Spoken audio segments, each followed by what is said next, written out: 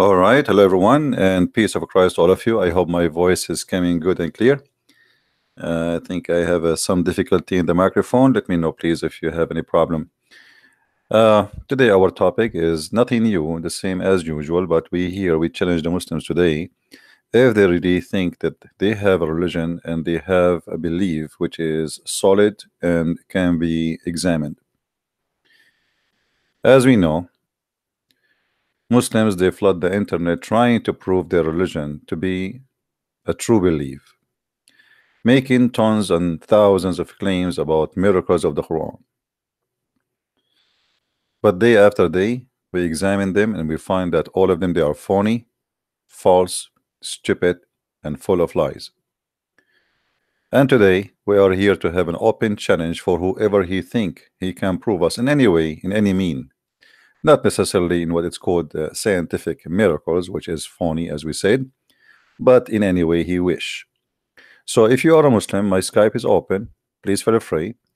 You can call me, you can text me, and I will be happy to take your call.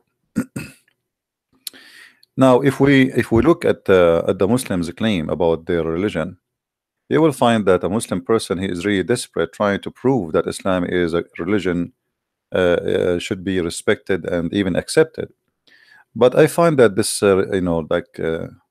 depression is coming from a very um, strong reason, which is Muhammad is not a prophet.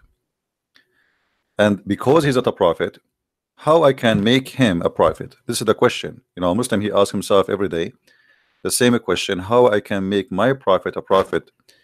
How I can make him appear like a prophet? Muhammad, he have a very bad reputation. He was a very bad person. He's a criminal. He is a killer. He is even his sexuality does not make any sense except for somebody he is really not normal. And we are trying just to be polite, but you know that Muhammad, he even have sexual relationship with the children's, which is it cannot be accepted, not before, not now. And the Muslims, in order to cover this issue, they say at that time it was okay.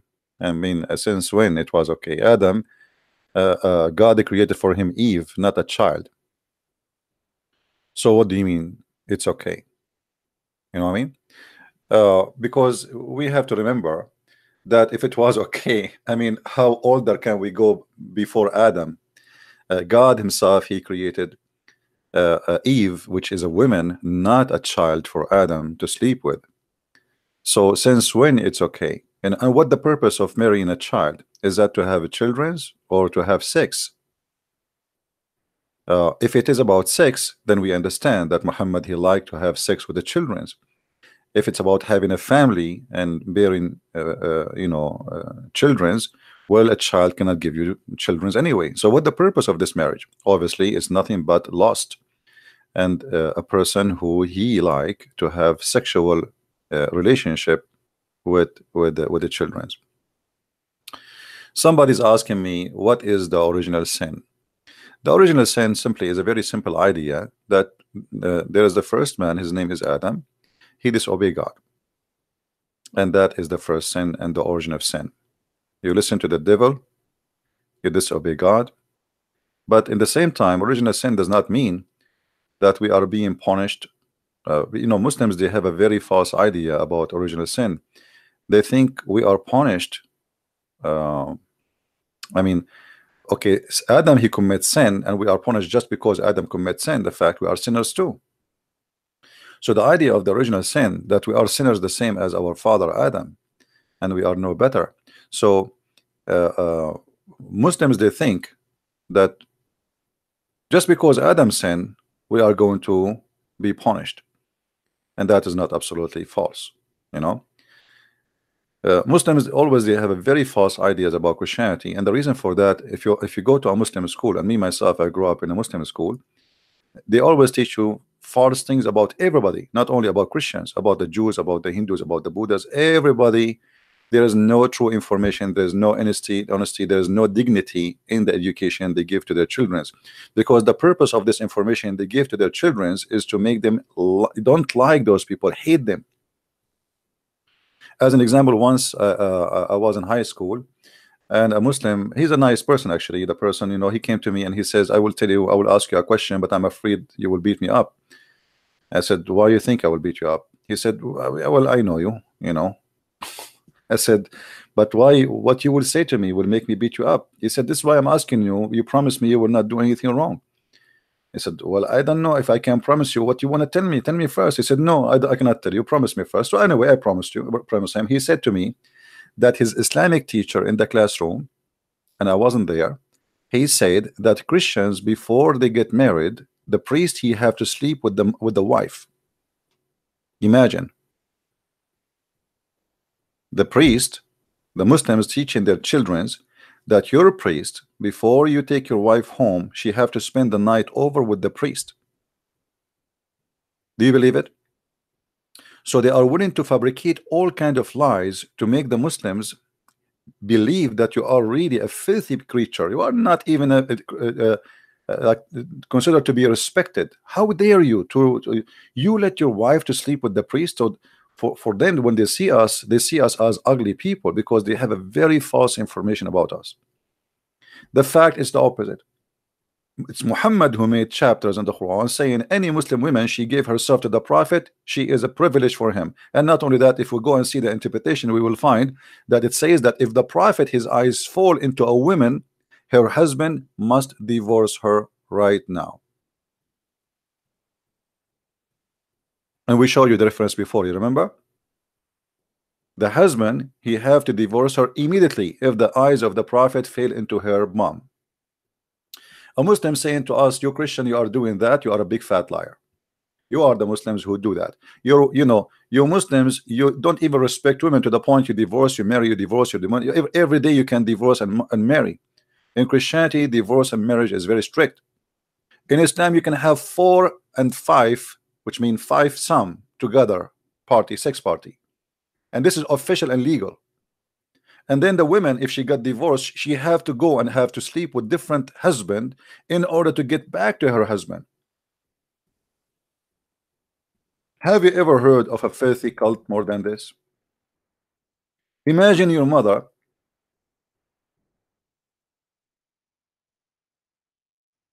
She was divorced by your father, and he said to her, you are divorced 3 times. And then, you know, she have kids from you know, from this man, and she want to go back. I mean, she did not do anything wrong. It's not her fault.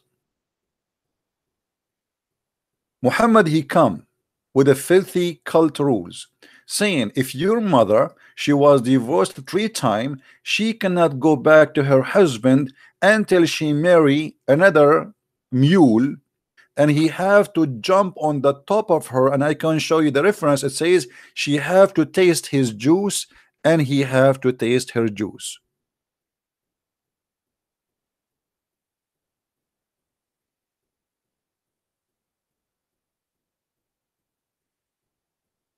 Are you there, Muslims? Am I lying?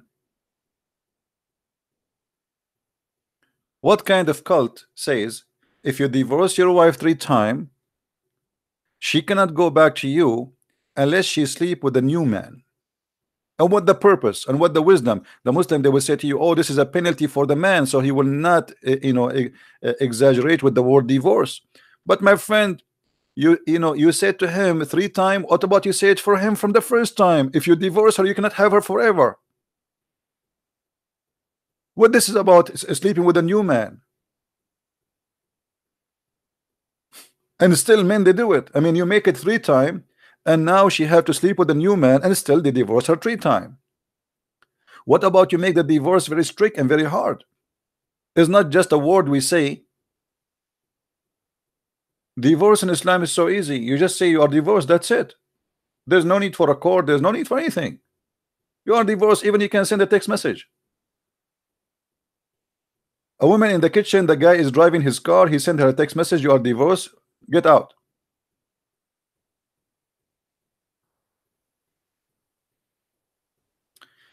And then you will find that the Muslims, they suffer from this rule, which is obviously perverted rule. So we see a woman,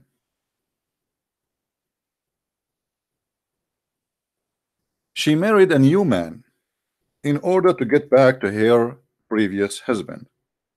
The new man is old, and she thought to herself, well, if he tried to sleep with me, I will not let him do it, and then he will get rid of me, he would divorce me, so I can go back to her, to my husband. And this is the story in front of you in Sahih al-Bukhari, as you see. All right, in Sahih al-Bukhari. Thank you for everybody who is helping in donation, we appreciate you. In Sahih al-Bukhari, you will see that a woman, she came to the prophet wife, and she was beaten by her husband until her clothes became a greener, sorry, her skin became a greener than her clothes. And Aisha, she said, I have not seen any women suffering as much as I believe in women. What the story here is about? The story is about this woman. She married a new husband because the previous husband, he divorced her 3 times, and now she don't know what to do, how she can get back to her husband. There's no way. The only way is to find a new husband, to sleep with her, and after he sleep with her, she can go back to her previous husband. I mean, how in the world that can be a religion? And now this woman, this poor woman, as you see, she get beaten by her husband, the new husband, and Muhammad now is investigating the issue because the man, he came over, and she told him that my husband, his private part is not working. The man, he said, she's a liar. I swear by Allah, I can satisfy her. Look at the conversation. This is a conversation with the Prophet of Allah. She said, by Allah, I have done nothing wrong to him, but he is impotent, and he is as useless as this to me. Which, when she is holding her the clothes of her fabric, which mean, you know, his penis is not working. Abdul Rahman said, by Allah, messenger, she told a lie. I'm very, very hot, horny man, brother. I can satisfy her, but she is disobedient and want to go back to Rif'ah. She want to go back to Rif'ah. Allah messenger said, if this is your intention, then you know that it's not lawful for you to marry Rif'ah again unless you had sexual intercourse, according to the translation. But the fact, by the way, it doesn't say that.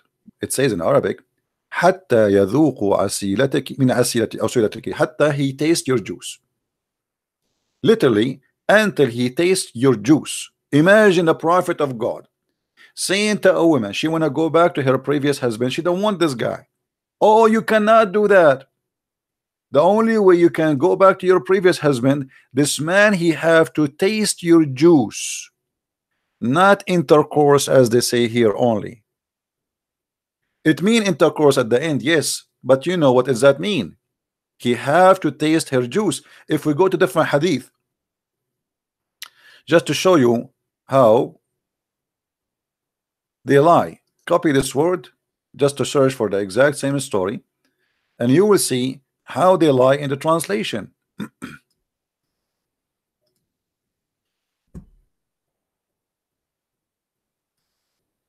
Look here at the translation. Here, until he consummate his marriage. It doesn't say that. Liars. Look at this here. This is different translation. You see the Muslims, I mean the same story, the same sentence. Look how the translation changed. It says, no, until you taste his sweetness and he tastes your sweetness. So if you are saying to me that Islam is a religion and Muhammad, he is a person who speak from God, what is that? This is sex party, this is hippies. What tastes your sweetness and he tastes your sweetness? I mean, and this is just because a woman, she want to go back to her husband. So now we force her to taste the juice of the new man, and he have to taste her juice, and then after that she can go back.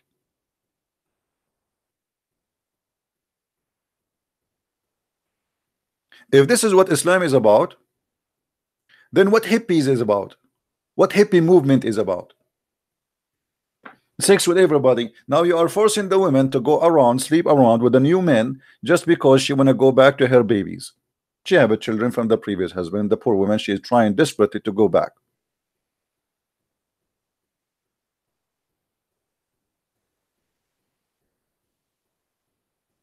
And always, we notice that when you speak to a person who is establishing a cult leaders, they focus very much in sex abuse, which means they abuse you sexually. If you remember the story, where a woman, she been ordered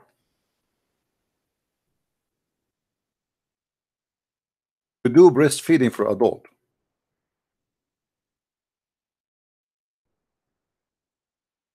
A woman, she have a person coming to her house, and he is supposedly like a servant or a slave or something like that, and the husband, he don't like this man to be in the house.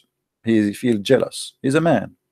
So the husband, he said to the prophet, he says to this woman, suckle him. What?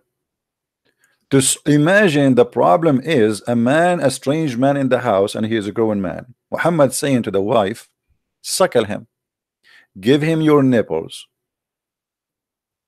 The woman, she said, how I can suckle him and he is a growing man?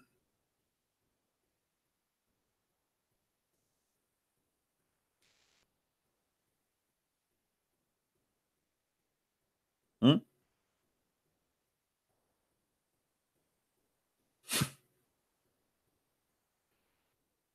Have you ever heard of a stupid cult more than this, like this?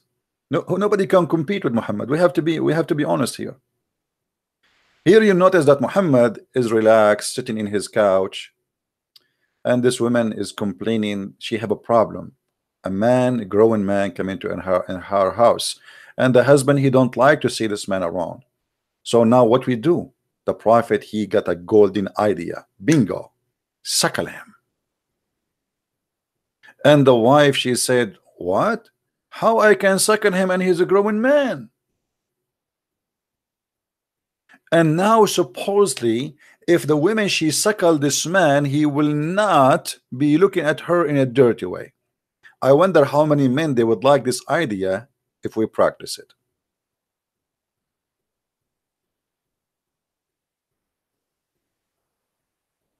Abbas, he don't like what we say. Should we give him a should we give him a chance to call us? What do you think, guys? Look like Abbas, he have an objection about what we said. I don't know. Abbas always, he supposedly is a person who knows his religion, but I noticed that Abbas a speaker corner, but he speak only about corners. If you put him in a circle, he have no idea what to talk about. So Abbas, do you like me to give you a call? Do you want to say something to us?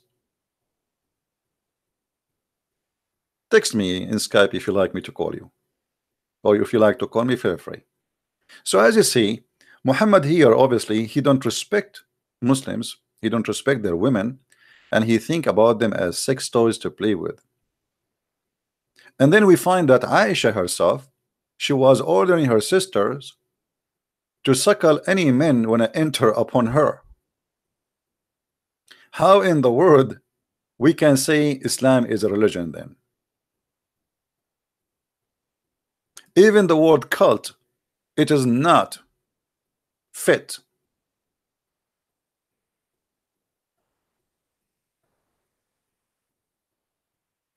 In order to see Aisha, you have to suckle the sisters and the nieces of Aisha, so you can be allowed to enter upon Aisha. Aisha, I'm coming tomorrow. Get your nieces ready. And really, I am hungry. And by the way, those women, they don't have milk. I mean, do you think women have milk always? Why do you think she's even a goat? She don't have always milk. Women, they have milk when they give birth. As simple as that. If you think you can suckle a woman and get milk from there, so I wonder, she is suckling what and doing what? What the point of the suckling? What exactly they are suckling? Nipples? We Muslims, we cannot shake, we don't allow our women to shake hands with men, but you can shake the boobs of our wives and you can suck them. I mean, this is very conservative.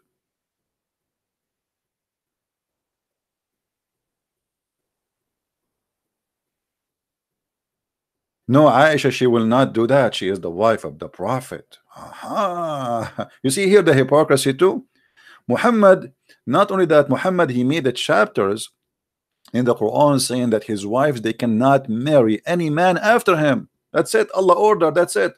This is how much this person is perverted, and he is in control, and he is jealous. He marry all those women, but now he want to be sure that nobody after he die is going to have sex with them. He have no problem to have sex with women after their husband, but nobody can have sex with the wives of Muhammad after Muhammad. And if you ask a Muslim, if is a Muslim woman, she's allowed to marry after her husband passed away, actually they say to you, yeah, it's even encouraged. Okay, so why the wives of the Prophet, they cannot? Oh, because he's a prophet. Anything have to do with the Prophet is a privilege. Muhammad is above the law, is above God, is above Islam. Islam is not made for Muhammad to follow. Islam is made for Muhammad to control. This is why you see Muhammad, he do nothing with Islam except controlling Muslims, but he himself don't follow Islam. A Muslim, he can have only 4 wives. Muhammad have unlimited numbers of women. He have unlimited numbers of women. They can wish and give themselves. It's a privilege only for the Prophet. And as we showed you before, one of the privilege of Muhammad, that if a man, his eyes fall into a woman, her husband, he have to divorce her immediately.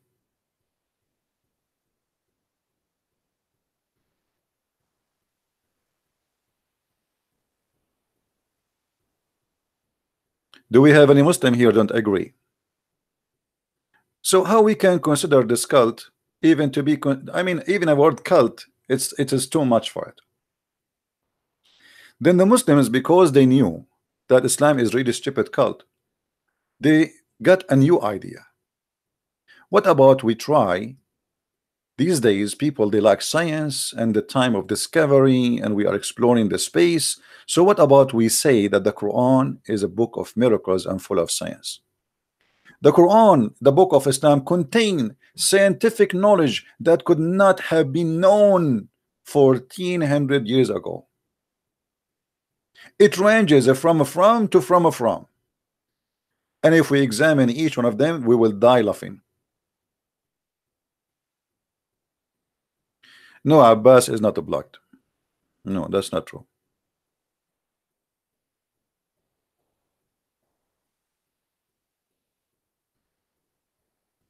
No.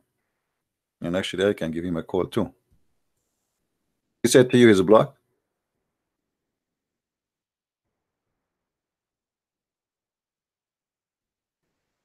Here we go.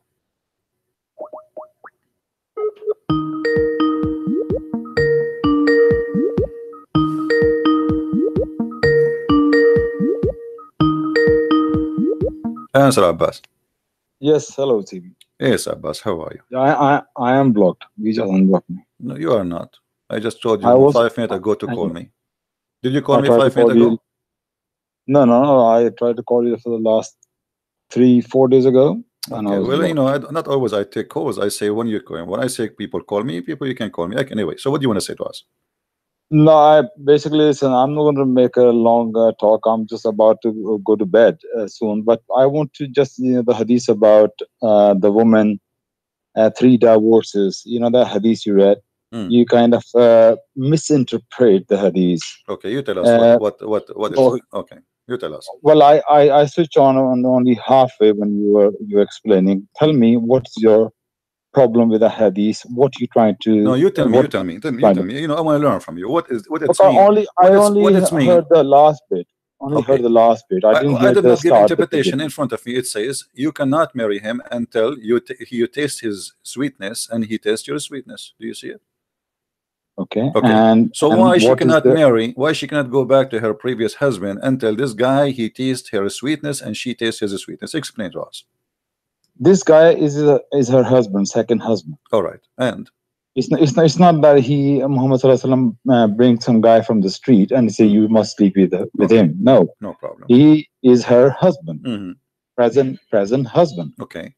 Now the thing is, the Muhammad Sallallahu Alaihi Wasallam telling her if she uses this man to be married with him to go back to the other husband, that's not fair with the second husband, who's her present husband now. It's not fair with him. So Muhammad Sallallahu Alaihi Wasallam basically making this rule. It's not he's making this rule, it's Allah make that rule. That just divorce is one of the worst things out of all the permissions Allah has given. This is one hadith about. This is the one of the worst things Allah like, which Allah have given permission. So what Muhammad Sallallahu Alaihi Wasallam trying to do here? Sorry, I was a little bit distracted. Okay. So what he's trying to do here is saying, look, divorce is not a joke. So if you both, your husband give divorce to a woman, he cannot have her back. It's not a joke. Unless she, by her own free will, marry with another husband, another man, and then he divorce her, or they took divorce happen, then she can come back to him. Another point we must remember, one thing we need to realize as well, that woman has a free choice. Nobody is telling her, go and marry that man and come back to him. If this woman wants to come back to the first husband, it's her wish, if she wants to do it, but she can't just do it. She has to go and sleep, or not sleep, marry with another man, and then come back to this man if she wants to come back. Do you understand what I'm trying to say? So nobody's forcing her. Okay. So Muhammad Sallallahu making this rule here. Can I make my comment? Please, yes. Okay. Who is the one divorced the women? Is it the husband divorced the women, or the women divorced the husband? Husband divorced the Okay. woman. So here the fault is the fault of who? Husband, of course. Okay. The women, she have babies, she want to go back to her children, and now we are forcing the women to sleep with a strange man in order to fix what the stupid husband he did. So look at this. Look, well, hold on. I gave you your time. So now look at the stupid logic. I divorce my wife. I am an arrogant man. I call her, I said to her, you are divorced, and I said to her 3 times, and now she is out of the house, and now the poor woman, she want to get back. The husband, he willing is to accept her to go back, but there is rules. She cannot come back to me unless she sleep with a new husband. So now the poor woman, she have to find a new husband, just because her husband is a stupid who divorced her, and now she is sacrificing her dignity and her honor, sleeping with the new man just for the sake of going back. So Allah did not punish the man. The woman is getting, excuse my language, is getting screwed is the women, not the man. What about your God? Allah saying to the man, if you divorce your wife 3 times, you cannot marry any women unless a man screw you. It is the man who divorced her. What about we punish the man when we say to him, if you divorce a woman 3 times, you cannot even ever have her again? Or what about we say to the man, if you divorce a woman 3 times, we will not even allow you to marry for the coming 10 years. There's many ways to solve this problem. If Allah is really conservative about divorce, but as you see, Allah don't care about divorce, because you divorce a woman by saying a word. What about we say that if you divorce a woman, she is still lawful for you by saying a word. It's still lawful for you for the coming 2 years to fix it. But no, you say one word and that's it, she is out. So your cult making the women a sex toy. And as you see here in the story we showed you, this woman, she went to a new husband, and the purpose of that is just to go back, and the man is beating her. And your prophet, look what happened here, there's a crime. Your prophet here, he took the side of the man who did beat his wife, and he made her skin greener than her clothes. And what is that about? He is saying that she is refusing to sleep with me.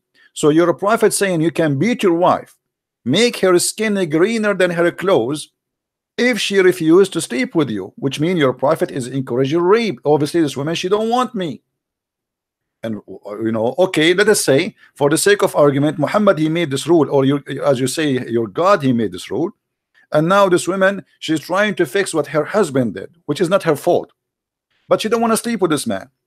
How in the world I take the side of the man who is forcing her into bed, and he did beat her until he made her skin greener than her clothes, and then I give him a verse in the top of that saying a woman, the man, he can beat his wife if he feel rebellions. So as you see here, Muhammad did not fix the problem, and this is not a problem of the women, but now it became a problem of the woman, because at the end of the day, the man, he have 4 wives, he can marry new wives, so he don't care. But the poor woman, she wanna go desperately back to her children's. Your God, he's really funny, and he don't respect women's rights, and he don't respect a human being. If you divorce your wife, it's not her fault. It's your fault. Why your God don't punish you? Yeah. Okay. Can I say something? Go ahead. Okay. Now, first of all, you said the man. I don't know what you're trying to say. The man is bad or stupid, because you say it's man's fault. It doesn't Then matter. Is, doesn't matter. Yeah. As long as you are the one who is controlling the divorce, you call it stupid, you call it smart, you call it, I don't know, but he is the one who divorced her, so it's not her fault. I know. Got it. Let me make my point 1 minute. Now the woman being given divorce, she been mistreated by a man. Why this woman want to go back to that husband? You keep saying children. In Islam, the right is woman's right. She can take the children. The man has to look after the children. He has to pay for the children. This is the complete Islam. Man has to look after the children. And the woman doesn't have to go back to the stupid man. No, she doesn't. My friend, why that's not true. Why that's is she going back to the man? If she wants to go back to the man, she's stupid then. That's not true. Her fault. You lose your custody by the age of 6 to 7. That's it. So they are still children. So if they are 6, 7 years old, you cannot have them as a female. The father will have them. So now still they are children. Where do you get that from? You can go study Sharia law. I have a degree in Islamic law. Okay, no. So Sharia law comes from there's an age. The Quran, there's an age. There's an age for the female, and there's an age for the male. So, based on your Sharia law, still both of them they will be in the age of the children, and still you are stripping the women from her children's and giving it to the man. So the women, she can have them until as long they are very young. But the second they grow a little bit and they became 7, 8 years, the husband he can take them and he strip them and now they are his hand ownership for until forever. That's it. She cannot have them ever again. So a woman, she's still a woman. If she have a child, he is 9 years old, that still is a child. He is not a grown man. If she have a 7 years old a baby girl, she is still a baby girl. She is not a woman. So your religion is not being fair with the women. Secondly, the man is the one who divorced. I will comment on that. Before that, I want to make another comment, because you said a lot of things the last time. One thing I remember is this: that you said that man beat her. Yeah. Is this the part of the hadith as well? Because I say I missed the first beginning of the hadith. Yeah. So in this hadith, you say this man was beating her. Yes. Yes. Okay. Now, what Muhammad Sallallahu Alaihi Wasallam told her. No, you have to go and sleep with him, okay, before you go back to the other husband. What he was saying is, if you want to go back to your first husband, you have to have sexual relationship with your next husband. What's the point? If you let me make a point. She doesn't have to go back with this guy Abdul Rahman. She doesn't. She could have divorced him straight away, but by divorcing him without sleeping with him, she cannot go back to the first one. She can have another husband, but she doesn't have to go with Abdul Rahman. You must understand that. What do you mean? But since what I'm saying is, she still have to marry a man. It doesn't matter who is the name is. She have to marry a man. No, because he was beating her. So you saying no. You see, no. Hold on. The man is beating her because she refused to sleep with him. Your prophet, he took a side with her. Sorry, with him against her. He did not even ask him why you are beating her. He said, well, you know what? If this is your intention, well, you should know you cannot do that. So he did not even mention why you are beating her, because the Quran says your women, you can beat them, chapter 4, verse number 34. And actually, they say even this verse came before because of this story. So the man, he can beat his wife and he can teach her how to behave. So here your prophet misrepresent the no, my friend. Okay, hold on. There's a hadith that says that if a woman she refused to come to the bed of the husband, the angels will be cursing her until the morning. Yeah, what beating has to do with it? I'm asking you, is it true? If a woman she refused? No, so okay, why you're a prophet then? Okay, what is the punishment for the guy who did beat his wife and he made her skin greener than her clothes? Did your prophet say anything? Did he complain? As you see, he took the side of the man. Okay, I just want to say, you misquote the verse of the Quran, chapter 4, verse 34, I believe. It's 434, isn't it? Where it says you can beat your wife. Yeah. Do you know when the Quran says what kind of a woman that you can even touch her? Beating is not like what kind of a woman? What kind of a woman? Okay, what kind what kind of a woman? You're talking about a woman here is a bad character woman. Like what? Give us an example. Like maybe she want to have an affair with other men. It's not like that's false. That's false. That's false. That's false. That's false. In Islam, if a woman she is cheating with her husband, don't lie. And you know what? I challenge you to no. Okay, when you say something, you have to give me the proof. Show me the reference that says that this is a punishment for a woman she wanna have affair. Actually, the Quran is very clear. It says if you fear their rebellions. She did not even do anything yet. If you fear. Have you read the commentary on this? Yes. Which commentary you want me to show you? Read Ibn Kathir if you want. Okay, I haven't go to Ibn Kathir. Hold on. Everybody will be laughing in a second about what you are trying to say. Okay, are you sure you want me to read Ibn Kathir for you? Just read Ibn Kathir. I never read Ibn Kathir. All right, here we go. This is Ibn Kathir. Okay, don't give me your own fantasy. This is Ibn Kathir. Let us see what is there. And as you know, in English always different from Arabic, but it's okay. We will go with it. All right, read with me carefully. It says, الرجال قوامون على النساء. Men are protectors and maintainers of women, meaning it's responsible for women, and he is etc. And why? Because he spent money on her, because he spent their means on them. So women in Islam is like a hooker, because you spend money on them, you can control them. He continue. Hold on, I'm reading Ibn Kathir. I'm not reading my own. And this is Quran, by the way. This is Quran. Because they spend their money on them.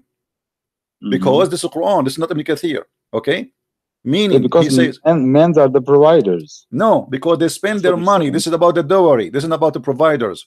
This is because they gave money. They bought them already. The dowry is buying the women. He owned them, and now he continue. وَالرِّجَالُ عَلَيْهُنَّ دَرَجَةٌ. So the men they are higher than them. And then he says, let us see where it says about in Christianity. Okay, hold on. Here we go. Read with me. As for women, the head of the wives. What are you talking about, my friend?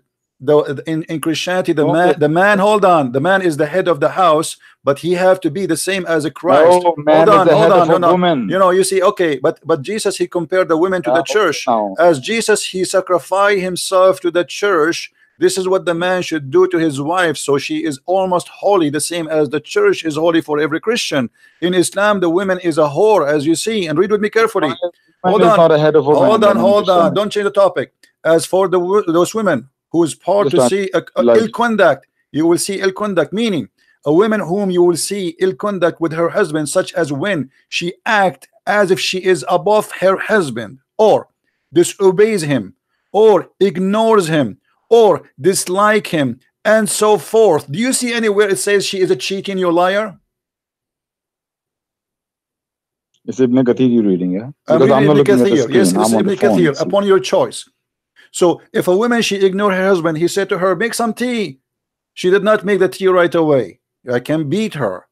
If I said to her, make the lunch ready, and she did not do it right away, or she do it slow, like she is not really excited to do it, I can beat her. So why you are saying to me this is about cheating? Why you are liking or dislike him, or disobey him, or ignore him? Can I say something? Yes, say something. So you saying this is maybe as little as not making your food? Yes. I'm not saying it's in the front of you. No. I'm just asking you. I'm confirming from you. That's what it is. Yeah. I am not saying this is your religion. This is your religion. It's in front of you. Now follow the logic. Stop saying to me you are saying. You ask me for Ibn Kathir. Here we go. Ibn Kathir in front of you. He is saying. Go ahead. CP, I was on the bed. I'm on my phone right now. Sorry, I'm not watching the screen, but I'm believing what you're saying. I trust what you're saying. Okay. Okay. Now follow the logic, for God's sake. You say for as little she's not making you tea. Now you have to beat her. But remember one thing before the beating. What it says. You sit down and talk to her. Scream at her. Admonish her. Admonish her. Let me say. Admonish her. School her. Okay. Tell her, you idiot, you stupid. Why you are not making my tea for me? This is what it says. And then you have to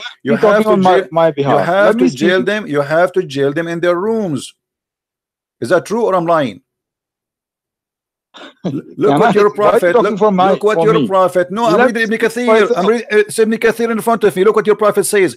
If we are to command anyone to prostrate before anyone, I would have command the wife to prostrate before her husband. Imagine, he is saying, if I am going to order a human being to bow down to someone, that will be the wife bowing down to her husband. Why? He is God.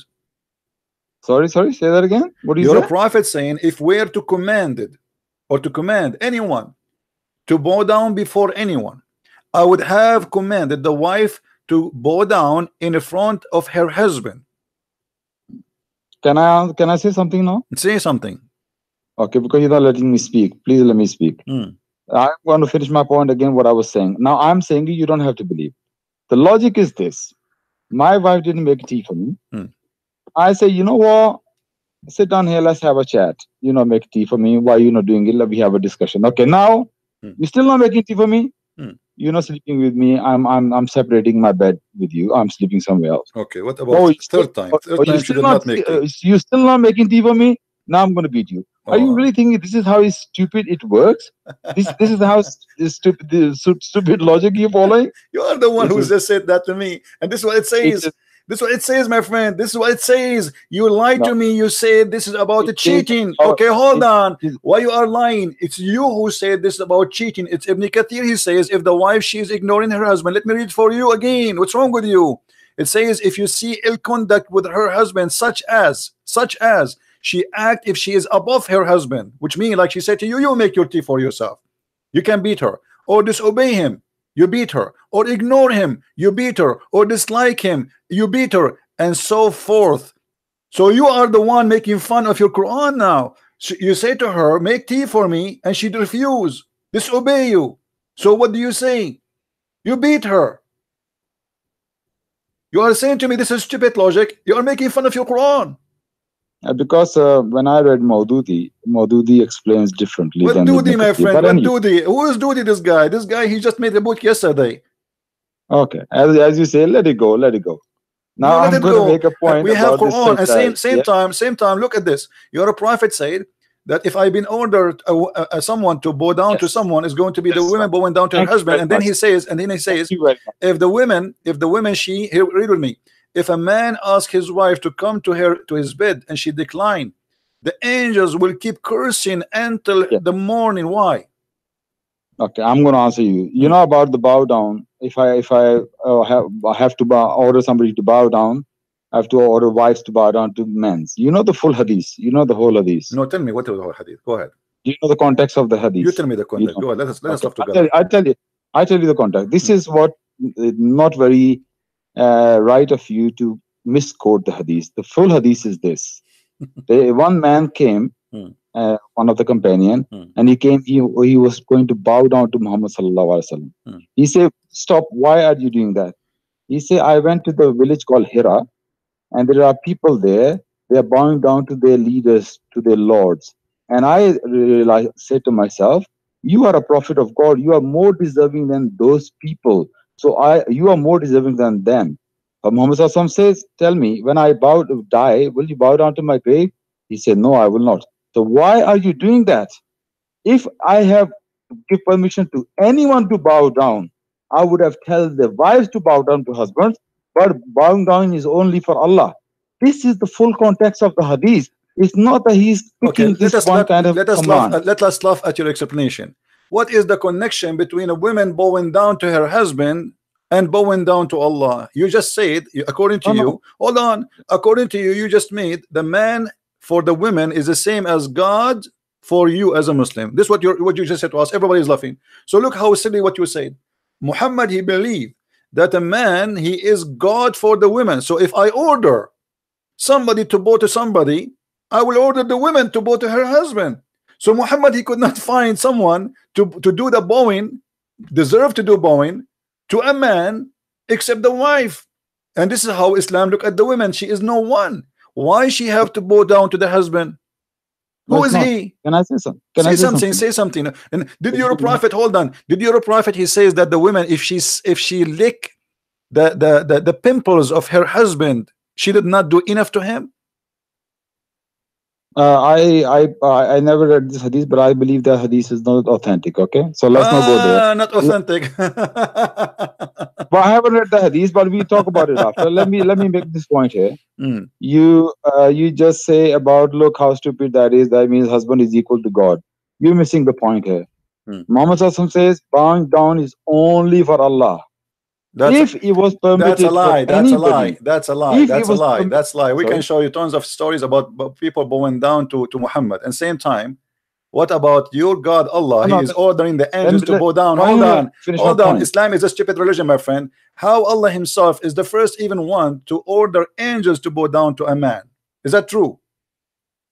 Can I finish my point first? Because you just we cannot jump. We cannot jump like monkeys. That I don't have the answer. When you lie about something, I cannot let it go. Did your God Allah order you lie all the time? Order the angels to bow down to Adam? Yes or no? Yes. Okay. What kind of God he order angels to bow down to a man? I thought if you do that, you are committing shirk. You are worshiping different God, because bowing is an act of worship. So how now I am God and I order my angels to bow down to a man? What was the logic of that? Okay, so just for the listeners, that you didn't let me finish my point. I had the answer. No, we will finish. We have time. We can go back, but you just said something is not true. So I have to stop you here. Okay, I'll answer that as well. Go ahead. As well. Nowhere in Islam or in the Quran, anywhere it says that Allah asked angels to worship Adam. That is the first point you must understand. He does not say the worship. Now, what is worship? Worship is following the commands of God. That is a true worship. The command of God is a worship. Now, God commands you to bow down to that thing. You are not worshiping that thing, but you are worshiping your God for following his command. This is the true worship. So Allah commanded the angels. No.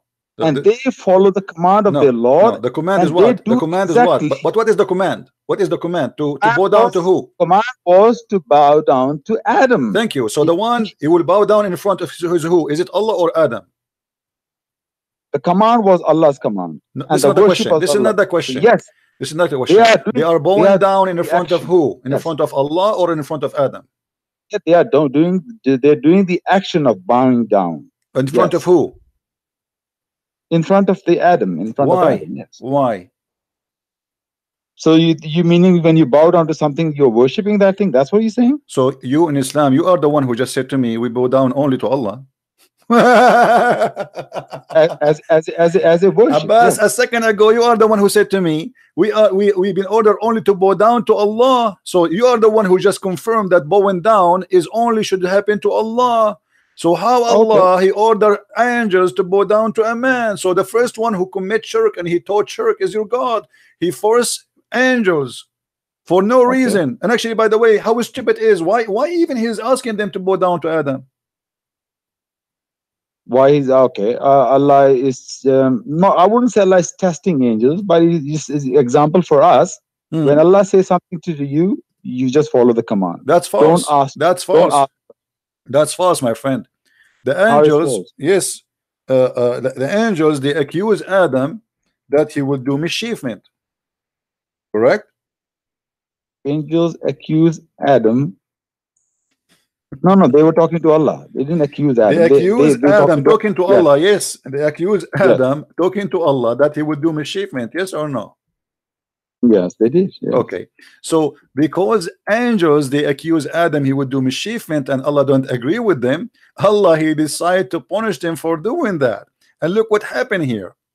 I'm missing the point here. Allah what?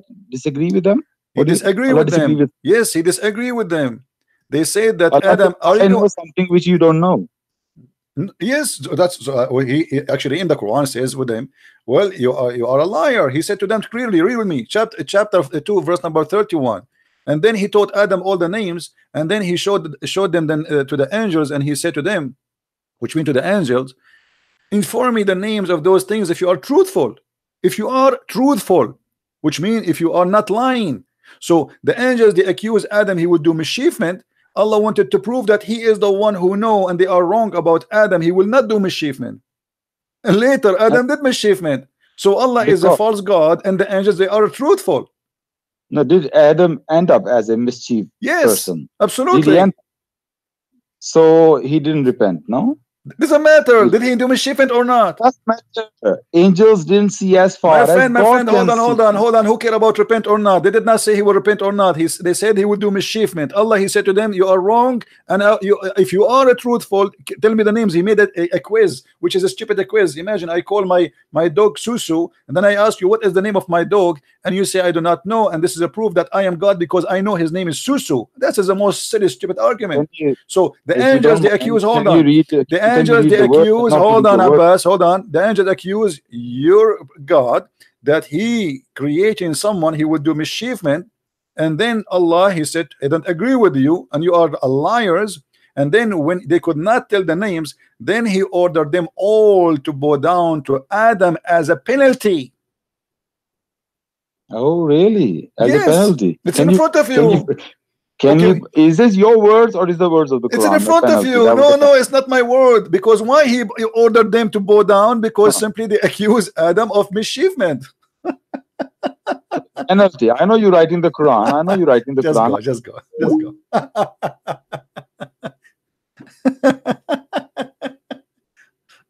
I mean, I feel sorry for this guy. As you see, the angels, according to the Quran, they made a mistake. And there is two mistakes here. They question the order of Allah of creating someone. His name is Adam. And they add an accusation to that. Yes, Ali. Oh, hi. Yes, go ahead. What do you want to say to us? First of all, I don't know whether you hear me. Should I mute YouTube here? Yes, mute YouTube, please. I'll mute YouTube. 2 seconds. Okay. But how come you're talking to me and you're still working on YouTube? I can do that because am I live? Am I live? Yes, you are live. Yes. Okay. I don't want to talk to you first. I want to talk to the audience first. Why? Because there's something I need to say to the audience, and then they will talk to you. Audience, what Christian Prince does here is he sets up everything. He gets all his material ready, and he comes up here and he talks to people on screen, on live, where he can put up all the material, whereas the caller, whom would be me or like the guy who just went through, cannot even put anything on the screen. So it is not fair. Okay, well, here we go. Why you didn't give me what you want me to put in the screen so we can love? Go ahead. I don't have to give you. No, you have to. So how I'm going to put for you? This is how YouTube works. How I can do it? I do not trust listen. You are being funny now. Listen. I am not like the other callers who would let you take over. You are being funny. I don't care. Just get lost. You are no one. You complain, but yet you will not give me something to put for you in the screen. That means you are a fake and you are phony. Give me something you want me to put in the screen and I will put it for you. So what do you want me to go and do? Go to your computer and grab what you have in your computer? How you can share with me what you have? Give me, I will share it. If you have something you want me to show in the screen, I will be more than happy to show it to you. But I don't have to give you, so why you're complaining?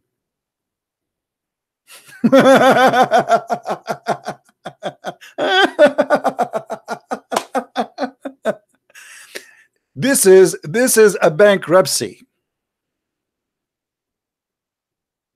Give me a link, I will open it. And guys, how many times Muslims they gave me links and I put it in the screen? You are my witness. My videos are all over. Give me a link, I will open it, I will put it in the screen, and you can read the same as I'm reading. And by the way, I don't have material ready. What do you mean ready? Whatever the conversation take us, we open reference right in the spot. Does it sound like I have them ready? I search for them in the front of everybody in the screen. It's really in my head, my friend. For you, because you do not know what are you talking about, you need to be ready. For me, it's not.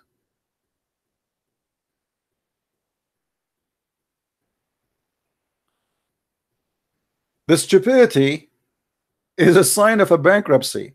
Let us play stupid. Hey, audience, Christian Prince, he have his material ready. Okay, why you are calling me if you are not ready anyway? Let us say you want to answer this guy. What about you get your material ready and give me the links and I will show the people, everybody, so we can laugh together. It's like saying Christian Prince is beating the hell of us because he's ready and we are not. I will not let you take over the conversation. What do you mean? If you just said to me you will not give me a reference, so why you are calling me? Just to talk and to insult me? You want to call me again, Ali, call me. But you have to give us answers. You want me to give you a link, you want to post a link, I will show it on the screen, you are more than welcome. But stop complaining like a woman in the delivery room. And then the doctor, after 6 hours, he found that she is not a pregnant, she have gas. And this is exactly your scenario. You have gas, my friend. You have nothing real. You don't even have a baby. Your belly is big because of too much gas. You cannot take it no more. Christian Prince is beating the hell of our cult, and we cannot refute him. So you decide to call us and you decide to release your gas on air. Yes, Ali. Yes, I'm back to you. So do you have something serious to say or just complaining? I have something serious to say. I want to follow you, but it seems that you are playing something and I'm talking to you on somewhere else. Well, you see, at first you disrespect me. You said I want to speak to the audience. Here we go. Speak to me too. Why you don't speak only to the audience? Okay, now what do you want to say to us? Go ahead. What do you think about the topic we are talking about? Oh, okay. Let's follow. Okay, the topic is, let's just follow from what you are now, where you are now. Okay. Okay. So you said, and the screen I am looking at, and he taught Adam the names, then showed them to the angels, saying, inform me of the names of those if ye are truthful. Are you there? Yes, I'm there. Okay. So أنبئوني بأسماء هؤلاء إن كنتم صادقين. الصدق هنا, the truthful in here, it does not mean lying. It just means if you knew. And then can you scroll down to the next verse, 32? Okay. Can you scroll down? All right. All right.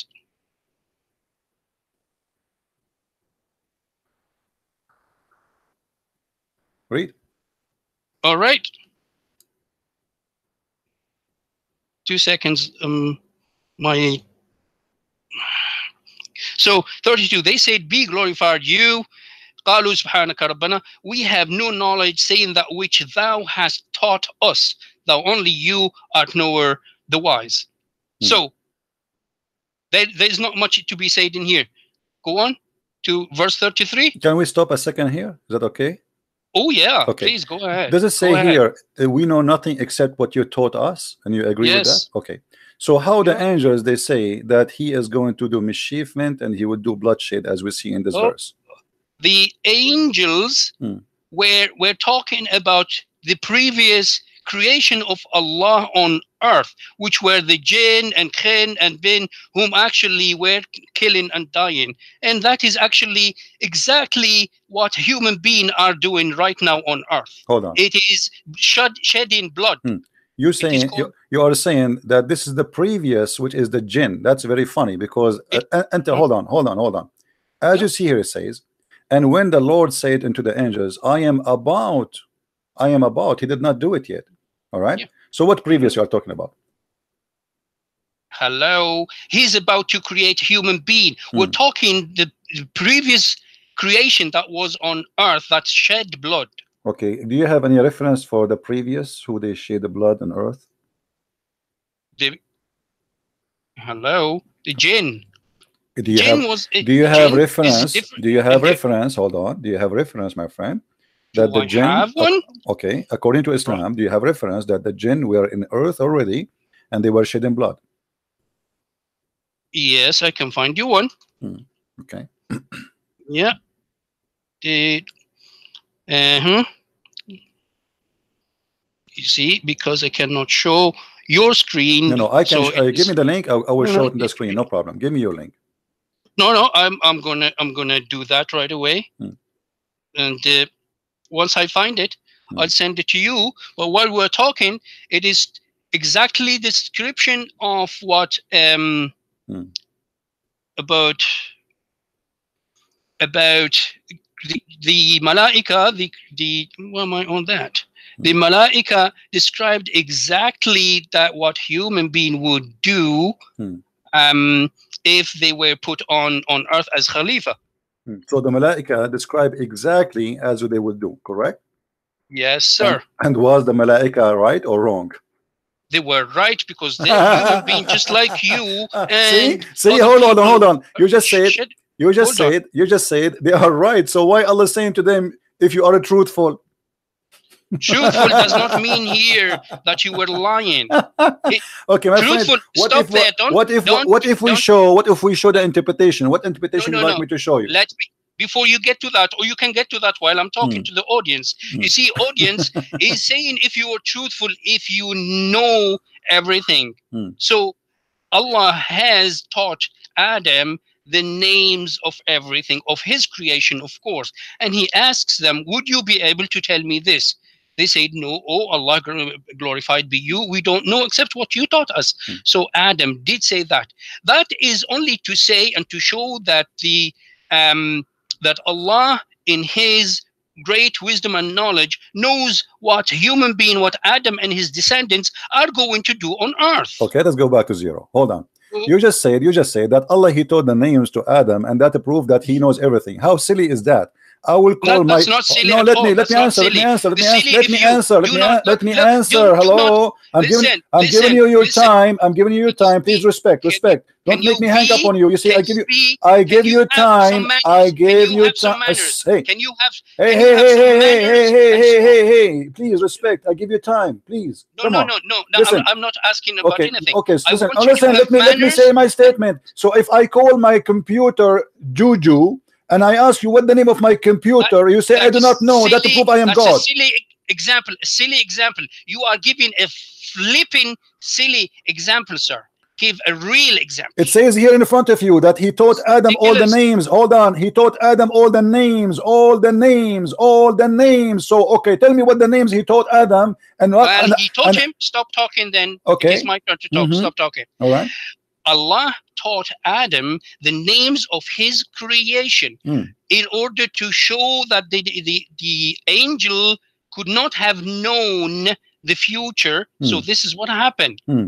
What happened to the video? So I will go with you. By Allah teaching Adam the names of his creation, that prove that he is God. Well, I can taught anyone names I created, because this is a name he created too. What about we do with the opposite?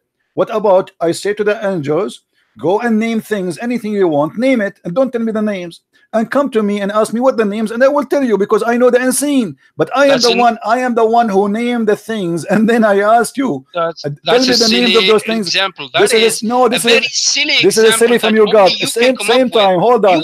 You're such a failure that you can't even give a proper example. You can't even bring a proper example. You are the one who could not give me proper example. I asked you. He told them all the names. He told them only the names. He taught all the names. And by the way, this is a verse he stole from the Old Testament. God, he taught Adam all the names, but we don't see this stupid story in the Bible. But now here you see, look what happened. He taught them the names to Adam to prove what? To prove. Hold on.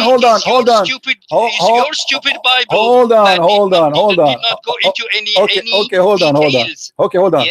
So you see here that Allah, he taught the names to prove what? To prove that he know and they know not. But you agreed that the angels, they were right. And you said that hold on. You said they are talking about the previous creation. It's a good question. Stop. Let me answer. Abdul, listen. You are the one who said the one who said that they are shading the blood previously. What a blood? What is a creature have a blood? Listen. What is the creature? Hold on. What is the creature who has a blood previously before Adam?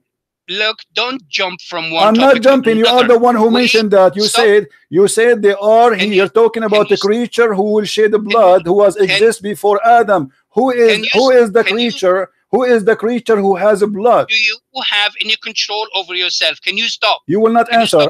Are you going to answer? Can you stop? I am actually going to answer. But okay, can go you ahead. Stop? Go ahead. Okay.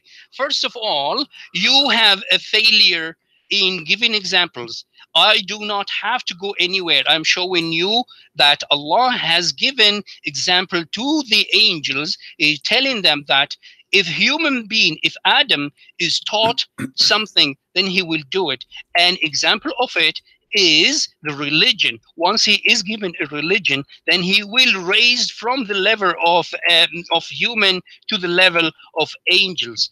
That exactly what happened in the previous scriptures, and exactly when people actually left the worship of I don't know, like stones and rocks and stuff like that. So here is Adam showing an example of education of Allah on him, and then he showed that yes, I can actually do something. Though I am created from dirt, I can do the command of Allah. Then next thing you are going to actually jump into, can you give us that the previous creation had blood? Does it have to be blood? It is a metaphor for the what you were not able to the word you could not say, which is mischief. Mischief is actually anything that goes against the rule and the law of Allah. Are you done? The mic is yours. Okay, listen what you just said. You said Yes. that it's a blood, but it's metaphor. That's very silly, because It is it's not silly, sir. Because It's no. silly. Okay, If you don't let us do this. understand- Let us do this, please. We have thousands of Islamic interpretation. Name for me. It says that this is metaphor. Who is the scholar who agree with Say you? that again, Who sir. is the That scholar who my- agree with you that this is metaphor? Can you name one? It is my word that I use. Did I say that Islamic scholars are saying this? So you are Did I say it? unique Muslim. You are a unique Muslim who have a unique understanding. I am Ali. This is who I. It is me talking So to you. no, sir. no. We are debating about Islam, not about individual. He believe in something. We're not debating, sir. What are you talking No. about?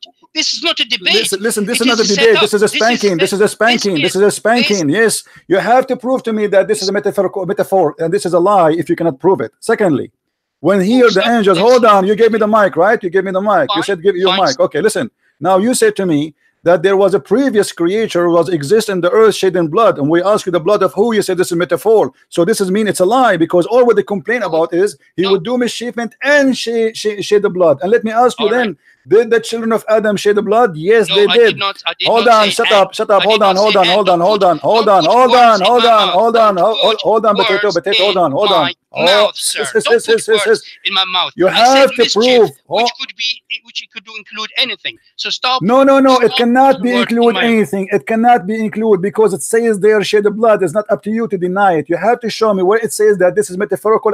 Otherwise, you are corrupting your Quran. As long No, as it I'm says not shed the corrupted. blood, This is as long as it says shed the blood, he do not need to. Why they added the word shed the blood if there's no shed the blood? So it says No. shed the blood. Show me that this is metaphorical. And I asked you if there is shed any. of- If there is shed any of blood of human, sir. Do you understand that? shed the blood of a human, correct? Yes. Okay. Who is the human was created before Adam? No, sir. There where you're missing the point. Hmm. It is the blood of human being that will be shed on earth. The previous nations actually did the same thing. They were in wars and they killed each other. The blood here is referring to Adam and his and his descendants. Thank you very much. So now we agree that this is about shedding blood of a human. That's wonderful. Before you said it's a metaphorical, now it's not. So look at what happened. No, you're not Hold listening. on. I'm listening. Listen. Listen. No. Listen. So now what we have, the angels, were they right? Hold on. Was the angels right? Don't force me to hang up on you. I want you to be witnesses. Audience, don't force me to hang up on you. He's putting words in my mouth. I did not. You are the one who said a human being. You said the blood of a human being. You said this is the blood of a human being of Adam. Adam and his children. Yes, thank you very much. So now they said to him, are you going to create someone that will shed the human blood? So he's talking about who? Adam and his children, and you agree with that. So the angels, how they knew? How the angels, they knew that he will do that, and how Allah, he said to them, if you are truthful. So here the accusation is stupid, because he said to them, hold on, let me talk, we can't talk in the same time. So he said to them, if you are truthful about what? As a response to what they say, that he will shed the blood and they will do mischievement, correct? Yes, yeah, go ahead. I'm actually working That's on wonderful. something. Okay, so now we agree, guys, that he said, the angels, they said he would do mischievement and he will shed the blood. Allah, he said as a response, I will taught Adam all the names, and then tell me the names if you know, if you are truthful. So truthful about what? The only statement they said, he will shed the blood. So Allah does agree with them, and they are not being truthful in this case. But as we know, the angels, they are right, and Allah was wrong. Take a break and let me answer. Don't give me a newspaper and then you want me to answer to it. Go ahead. We need to go point by point. Yes, sir. Oh, don't laugh. Don't be silly. You need to be respectful. So here's what's happening. Allah talking to the angels, telling them that you cannot know or predict what this man is going to do in the future. And here is an example. I'm going to teach him something, and he will actually name it to you. And that only goes to be applied on the life of human being later, whom will be given the religion, will be given books, will be given men to actually call them to the way of Allah or God, Elohim, Yahweh, whoever you want to call him. That is the example that is being given to the angel concerning Adam. The angels are talking about the mischief that has been created by previous creation on earth, and of course the human being whom we shed blood. That is talking to people to get them to understand that human being, actually people kill people. Go ahead, Mike is yours. Guys, look at this, how funny it is. He just said that Adam and his offspring, they will shed the blood. And the angels, this is the accusation to Adam and his seeds. And then he says, Allah, he said to them that I will teach Adam all the names, and that's supposed to be about teaching all the knowledge. We don't care about this. What we care about that the angels, they did not make a false accusation. They are right, and you agreed, yes, Adam and his children, after that, they shed the blood. So when Allah, he said to them, if you are truthful, it was a response for them accusing Adam who will spill blood. So your God is a phony God. He do not know what he's talking about. Secondly, I am asking you now in front of everybody, how they knew that Adam will shed the blood? Okay, then stop there. Are you going to stop? Go ahead. First of all, you need to be more civilized and stop insulting people's beliefs and God. That's one thing. You need to be, at least show some respect to your audience. I don't respect your religion, and you know that. Your prophet is a child molester. How I can how I can respect him? That's because you have no manners. You have no. What kind of a prophet? What kind of a prophet? He have a manner. He says you're a prophet. He have a manner when he said you're a prophet. He have a manner. Shut up. Your prophet. He have a manner when he says kill the Christians and rape their women. That is not true, sir. That's another lie. This is the truth. Here we go. Do you want to show you right now in the screen? Oh, do I? Go ahead. Okay, here we go. Here we go. This is a chapter 9, verse number 29, and this is your scholar Ibn Kathir, the interpretation, as you see. No, show me the verse. Don't show me. I will show you the Quran and the interpretation. Show me the verse. Yes, I'm showing you the verse, and I will get you busted from your own books. You are a liar like your prophet. Read with me. Read with me. Until they pay the jizya, and they do not, because they didn't choose to embrace Islam. Shut up. Shut up. Let me read. You will not let me read, right? Call me after I finish reading. Watch YouTube. Until they pay the jizya, if they do not choose to embrace Islam with willing and submission and defeat, continue, disgraced, humiliated, belittled. Therefore the Muslims are not allowed to honor the people of the Dhimma or elevate them above the Muslims, for they are miserable, disgraced, humiliated. And then it says, the prophet, he said, don't initiate salam to the Jews and the Christians if you meet them in the most narrow alley, which means you have to force them to the sewage. Don't call me yet. Don't call me Abdul. Let me read. Let me read. And then this is why the leader of the faithful, Umar ibn Khattab, may Allah pleased with him, demanded the will of the condition to meet with the Christians to ensure their continued humiliation. Do you see it? So why you are lying to me and saying this not true? Killing us, taking our houses, taking our cities, taking our countries, and then taking our money, and then force us to pay money in order to live.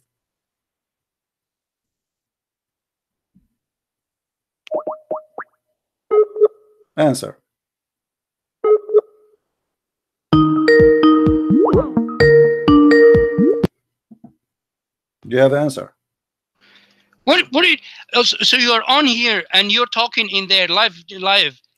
How can you be talking to me now and be live and you're still talking in there? Because you will not let me read. I wanted to read for you, and you cannot stop talking. God. Oh my God! Yes, Oh my God! I can't believe it. You're such a low life man that you can't even face it. such a genie in the bottle, I- and now I spank you. Now answer. How in the world you say to me your prophet, he did not order to kill us and humiliate us and take our money and our property, and I get you busted, and it's in the front of you. Show the verse. Show me the verse. Chapter 9, verse number 29. Where is it? Show me. It's in the front of you. Here we go. You speak Arabic. You speak Arabic. You coward. You know you do not need to read the English one. Read it. You're the coward. Here we go. It's in the front of you. You're the coward. Read it. Show me. Where is it? It's in the front of you. It's in the front of you. It's not. It's not. It is. It is. It is. I can't see it. I am looking at it now, and I can't see it. It says in the front of you. قاتلوا الذين لا يؤمنون بالله. Read it. I can't see it. It's not on the screen. It's not on my screen. No problem. Read it from your screen. What's wrong with you? Read it from your screen. No problem. I have it in my screen. If you cannot see it, it's your business. Now look, there is some movement on the thing. I can see it. قاتلوا الذين لا يؤمنون بالله وباليوم الآخر ولا يحرمون ما حرم الله. How come I'm not live? How come there's something else in there? You are live. Everybody can see it. Perfect. Perfect. I just need to mute the YouTube. All right, go ahead. So قاتلوا الذين لا يؤمنون بالله ولا باليوم الآخر ولا يحرمون ما حرم الله ورسوله ولا يدينون بدين الحق من الذين أوتوا الكتاب. Then the verse is not. And then continue. حتى يعطوا الجزية عن يد وهم صاغرون. You know, show me what are you talking about? Are you telling me you do not know the verse? Okay. No, what? Say that again. How are you saying you do not know the verse? You never heard it before? I know I memorized Quran when I was a kid. Okay. I know it by heart. You don't know it by heart. Okay. Hey, it's in front of you. Read it. No. I want the audience to see it, sir. So now show them the English. It is showing in the front of you. Here we go. The English and the Arabic. I only see the bit of Arabic. Oh, now it's moving. There's some movement. Can you go back to the translation of the verse, please? It's in the front of you. Until they pay the jizya with willing and submission. Here we go. No, stop that. We're talking about qatilu first. Go back up. About fight. Okay. Go a little bit back up, please. Please, thank you.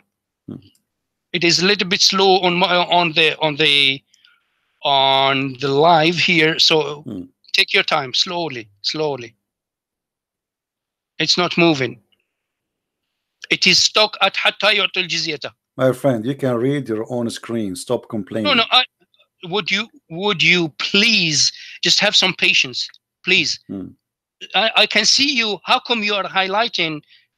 Okay, slowly. Stop there. Okay, stop there. Let me read now. Read. Okay. Okay. So fight against those who believe not in Allah.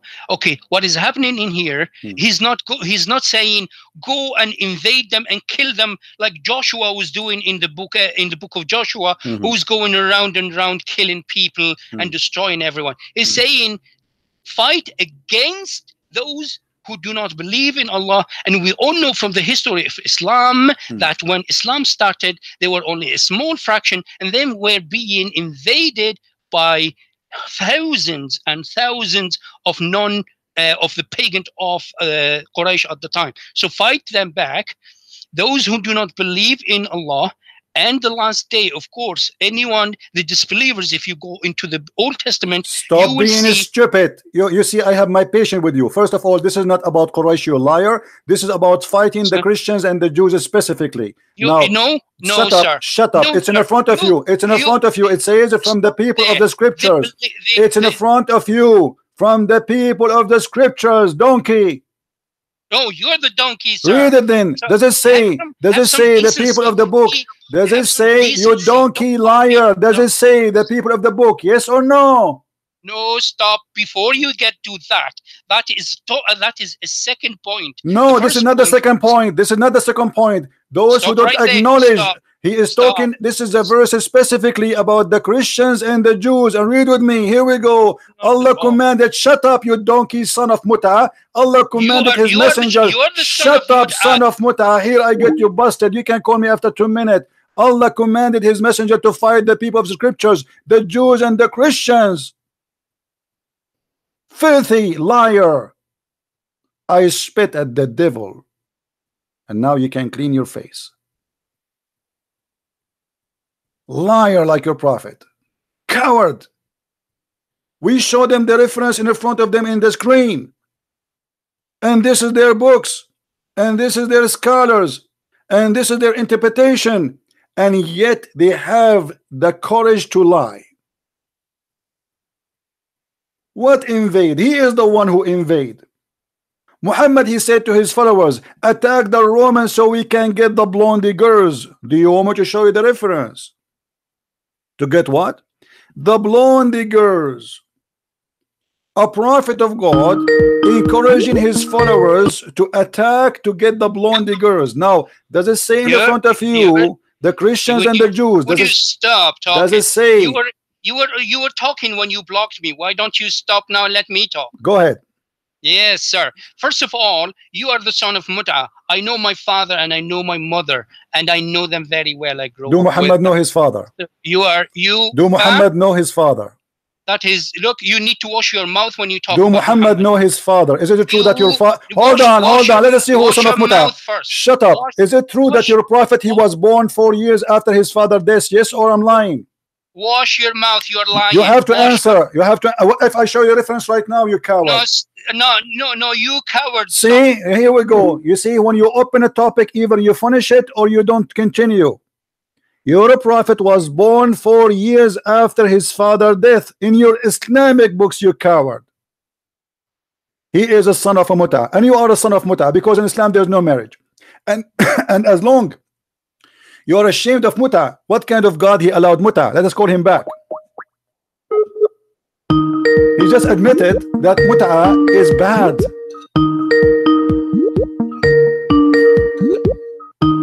Answer, Abdul, answer.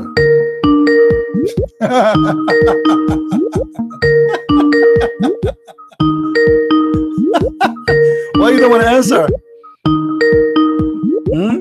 You're ashamed of the Mut'a? As long as you are calling me son of Mut'a, that means it is a shame to be son of Mut'a. And you just admitted that you do not, the one who have a Mut'a, he don't know who is his father. So what kind of God he allowed Mut'a? What kind of a cult he allowed a man and a woman to have sex just for pleasure? Mut'a. Read and love. That's why he is not calling now. Call me coward. As long as you admit that Mut'a is a shame,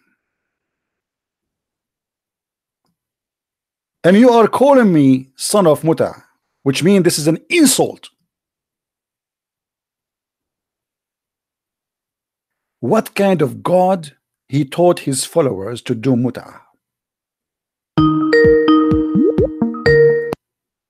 Yes, Mut'a boy. Yes, Mut'a boy. You are the Mut'a boy, sir. You are the. Well, here we go in front of us. Did your prophet allow Muslim women and men to have sex for 3 days, 3 nights for fun? You are such a liar. Where do you get all that from? It's in the front of you. It's in the front. It's in the front of you. It's in the front of you in the screen. Why? No, it's not in front of me. It's in the front of you in the screen. Read it. I think you are such a liar and a coward. Read it. You're such a Potato. coward. Read it. We were talking. Okay, hold on. You are just calling me to call me names and make me scream. I'm not going to scream. It's in the front of you in the screen. You have to read it. You are a coward. You believe it? We are showing it in the screen, and he said to me, I am a liar. Read it and call me, and so we can laugh together. You are really, really being humiliated by your prophet, not by me. I am lying. So what we have in the screen? People in the chat, do you see it in the screen or no?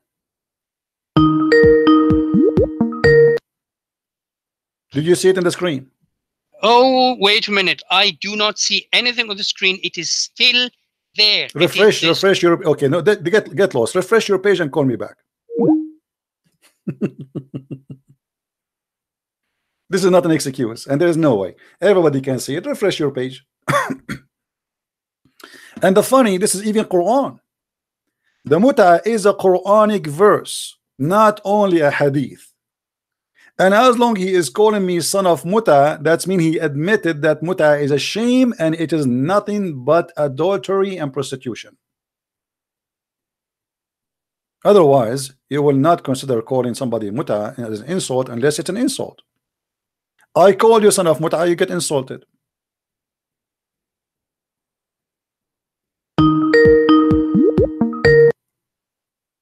Do you see it now?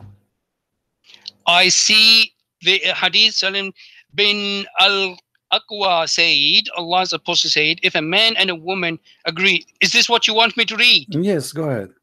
No, we were talking about, you said that our beloved prophet was born 4 years after his father. Show me that, please. What about this now? Let us finish this one. No, What you, is the- no, you what see, is you see. the- Let me show you how coward you are.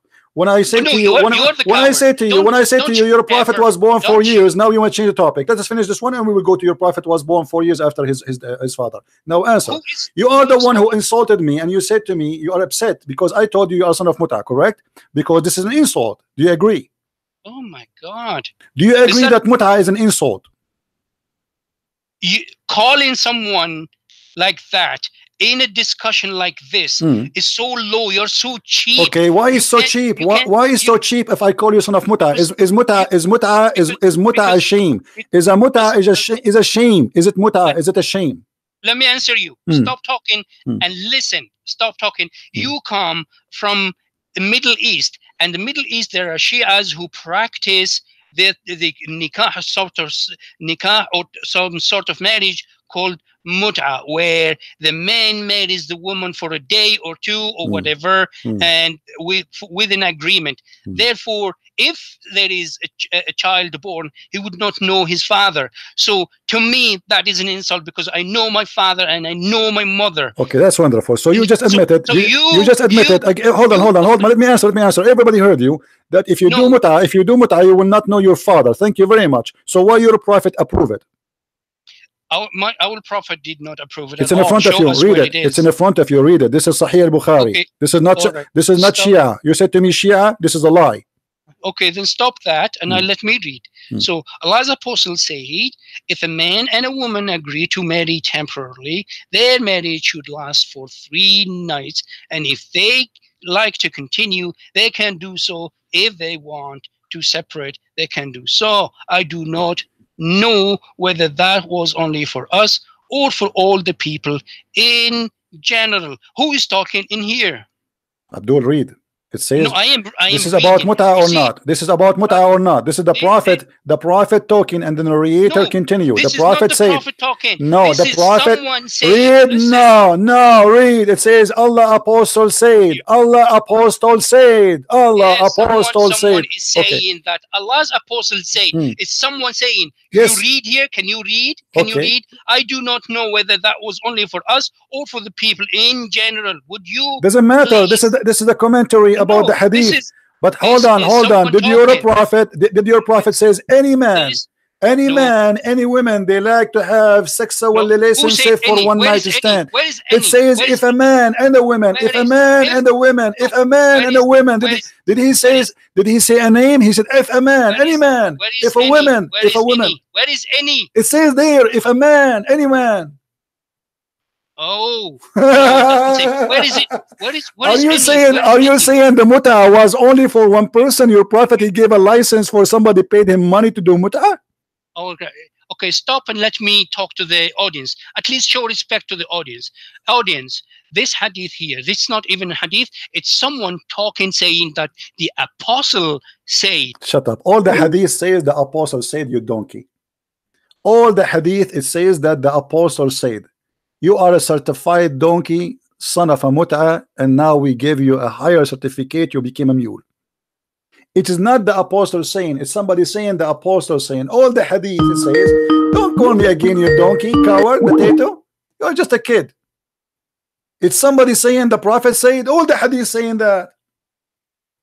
In order to get the hadith saying the prophet said, you have to be with us. As long as somebody is reporting from somebody, all of them, they have to be the prophet said.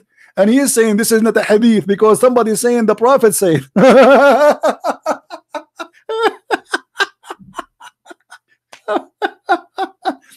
And now look what we proved. He is ashamed of the mut'ah and he says this is Shia. The fact is even in the Quran. Let us get this Abdul busted. Is the mut'ah only for the Shia? Actually, before we go to the Quran, you will see that even Abu Umar ibn al-Khattab and all the caliphate, they practice mut'ah after even Muhammad. Let us see.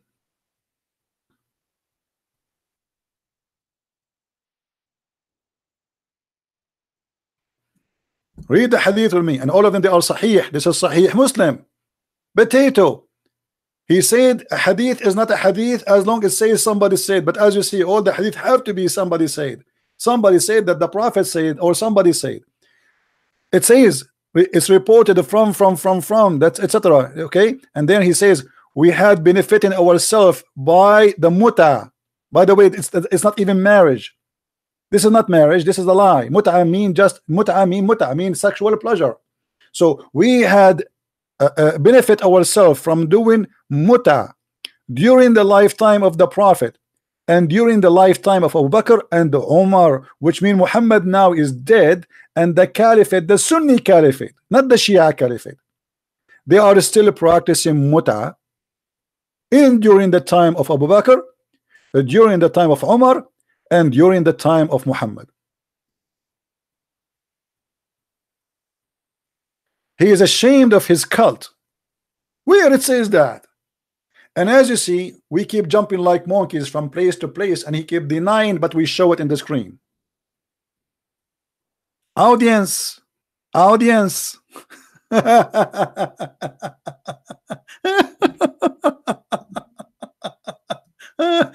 Now let us go and see if this is really for the Shia and the Sunni, or the Sunni and the Shia.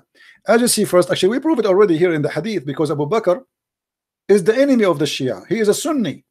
Umar is the biggest enemy of the Shia. Both of them, the Shia, they hate them to death. Actually, the Shia did not even pray without cursing Umar and Abu Bakr and Aisha. Now, if we go to the interpretation, let us show you how we get them busted. He said this is for the Shia. The fact the Shia are the only true Muslims following still Quran based on this verse specifically. This is the official government of the Kingdom of Jordan, owned by the King of Jordan. This is explained why he is very corrupt. And actually he is from the family of Muhammad. This is why he is corrupt very much. Chapter 24. Interpretation of Al-Jalalain, not my interpretation. I have nothing to do with it. Read with me carefully. Al-Jalalain is not a Shia scholar. He's a Sunni. All right. Look what it says. Seek women with your wealth by dowry or price of wedlock, and it's not fornicating, etc., such as wife enjoy thereby and have sexual intercourse with giving them their wages, dowries, but have assigned as an obligation. Okay. You give them their wages and you practice mut'ah with them. And those women, you can marry them and have sexual intercourse with them only for a certain period of time. Ibn Abbas, the cousin of the Prophet, Sunni interpretation. Seeking women, marrying women for agreed period of time. Zawajul mut'ah. This is Quran. This is not hadith.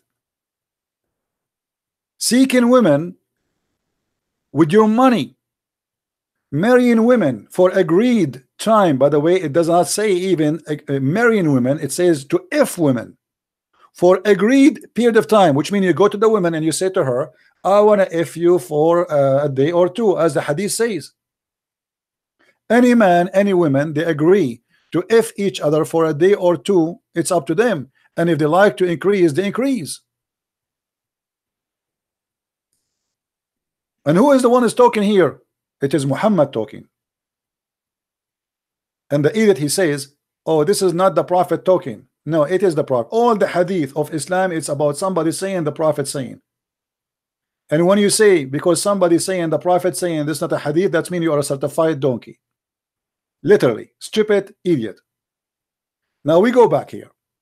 As you see, this is not Shia, this is Quran.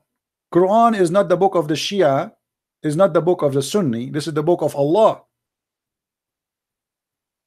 And in Arabic here, the word muta, we see it in the verse. فَمَا اسْتَمْتَعْتُمْ بِهِ مِنْهُنَّ, bihi, which is their vagina. Whatever you enjoy of it what? Their vagina. So this is why you have to pay them wages for you enjoy it.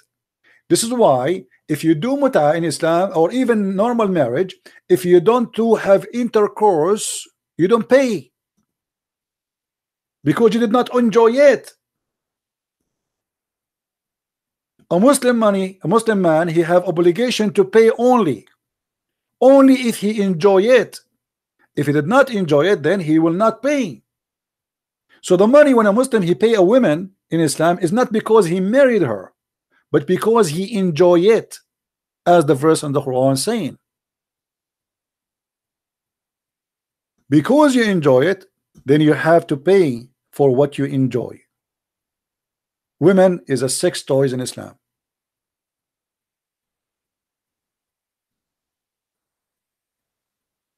Have you ever heard of such a stupid cult like this before?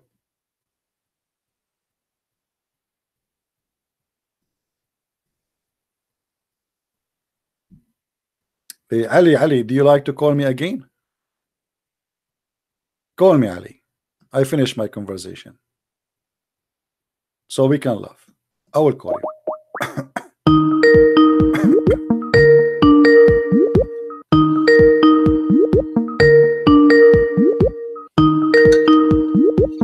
Answer, Ali, answer.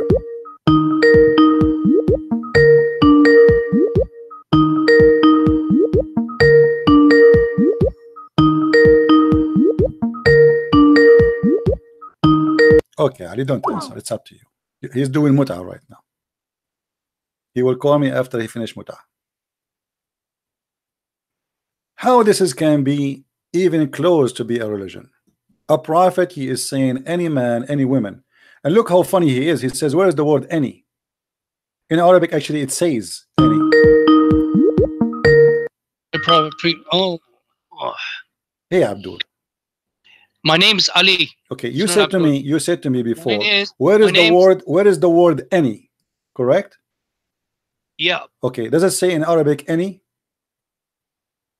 Show me the Arabic. I can't not see. I am forbidden to you are wedded women. No, refresh your page. Refresh here your page. It is. You're talking about the al-muhsanat. Refresh your page. Refresh it. No problem. I have done that. Okay, it says ayyuma. Okay, until you see it, I will read for you in Arabic. Ayyuma rajulin wa imra. What ayyuma mean? Ayyuma. Ayyuma, it means if a man. No. What ayyuma mean? Don't force me to get you busted. I can take the word as it is, put it in the dictionary in front of everybody. What ayyuma? What ayyuma mean? What ayyuma? Hold on, Abdul. Abdul, what ayyuma mean? I can't copy the word right now and paste in the dictionary and get you busted. You said to me where it says any. Ayyuma mean any. Stop and listen.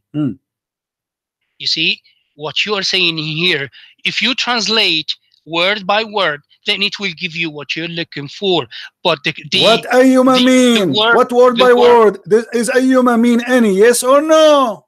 Oh, sir, you have to take the few. Shut up and don't call me again, you coward potato. If we translate word by word, yes, there is any. So what we should translate? How we can delete the word any? He challenged me, where is the word any? Because he did not see it in English. Where is any? It's in the front of you.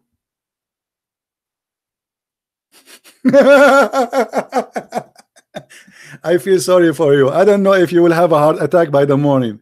You know, let us pray for Allah, brother, that he will save your heart and tomorrow. And brother, let us ask Allah, brother, that brother save the heart of Ali from having heart attack because he was getting busted left and right, brother. What's wrong with you? If you take it literally, Yes, you find what you are looking for. This is what we are taking. This is a translation. It says ayyuma rajulin wa imra'a, any man, any woman. This is what it says. But the coward, he's stuck with the where it says any, because in English it doesn't show in the translation.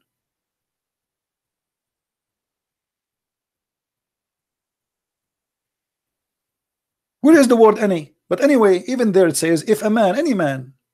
As long if a man, it's mean doesn't matter which one, any Muslim man, obviously. But no, you need to show me the word any.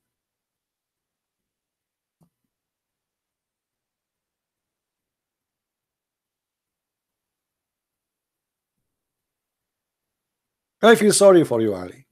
Really, I did not mean to spank you hard, but I hope you have Vaseline at home. Next. Who's next?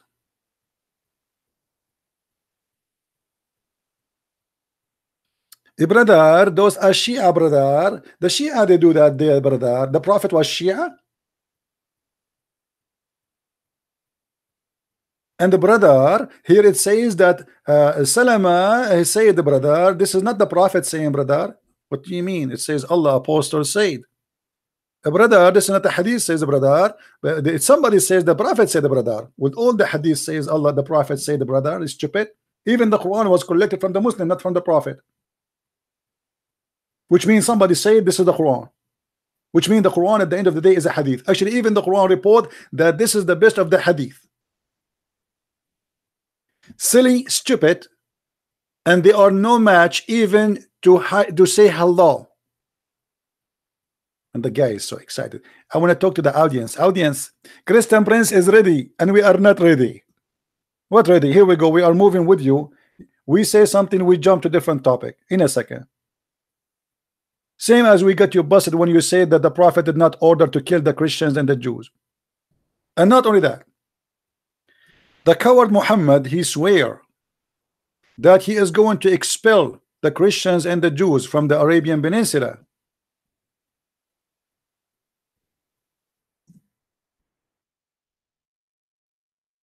This is why there was left 0 Christians and Jews in Saudi Arabia until lately we have the oil discovered. So the Saudi, they cannot build their own country because they are Bedouin who do not know anything.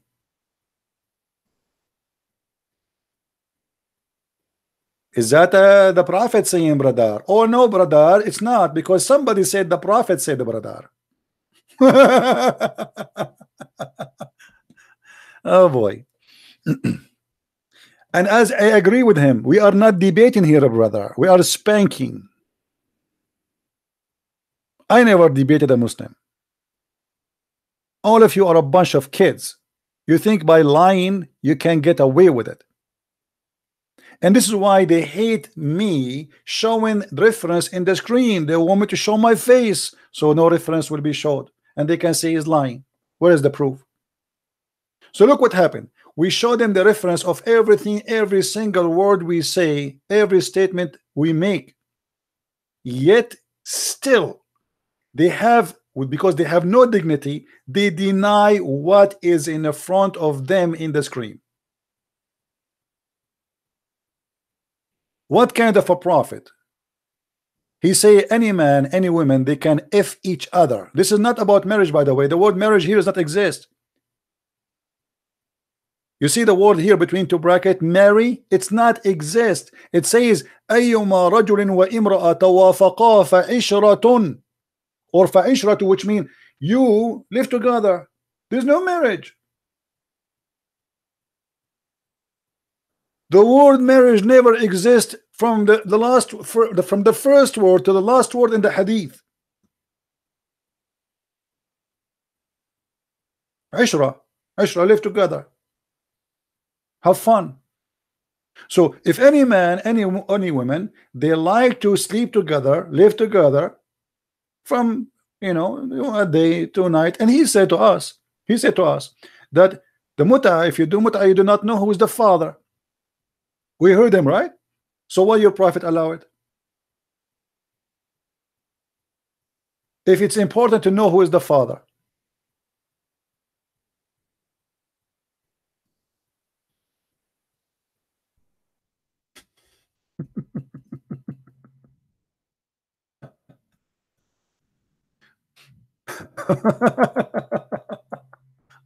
You know, sometimes funny things happen to me. You will see me sitting in my car in the traffic light, and suddenly I go like I explode with laughing, and people they are around me, they are looking, what's wrong with this guy? Why he's laughing? Even he don't have a Bluetooth in his ears. Because sometimes I remember a moment of something, a conversation happened between me and a Muslim.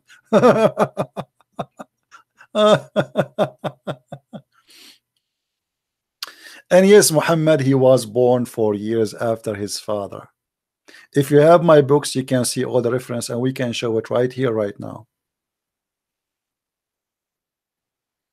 But remember, just to show you how silly Muhammad is. Muhammad, he said that if a man he want to have sex with his wife, he have to say certain prayer.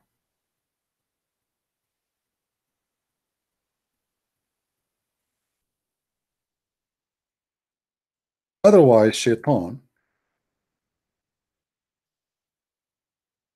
he is going to have sex with your wife.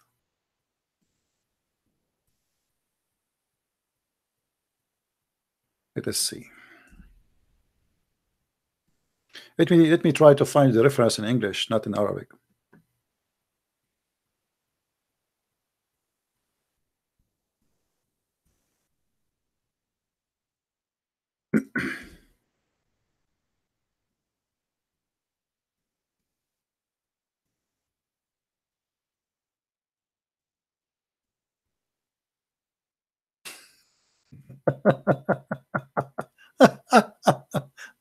Okay. All right.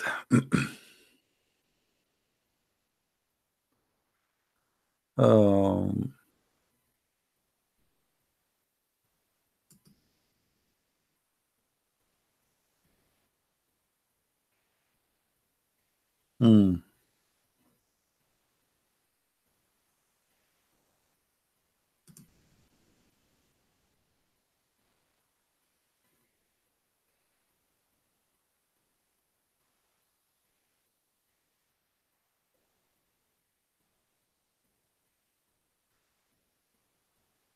Let us see. I'm just trying to find the link in English so we can read together. How the Muslims explain how Shaitan will wrap himself around your penis if you don't pray before you have intercourse.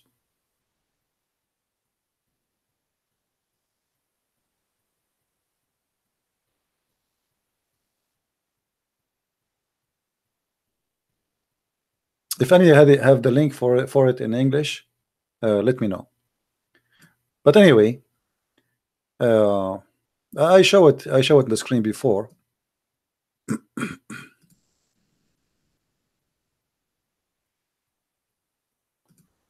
In this website we can find only a hadith, but there's no details. So before you have sex, you have to say this prayer, otherwise Shaitan is going to round himself around the penis of the man, and he will be doing the women with the husband. And based on this story, Muhammad is just made a fool of himself, because his parents, they are not Muslims.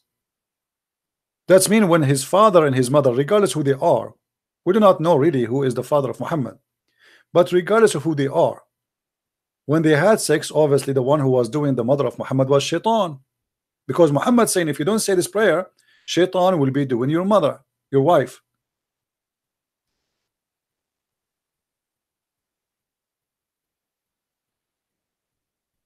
How in the world those people, they even have, what kind of cult this cult is?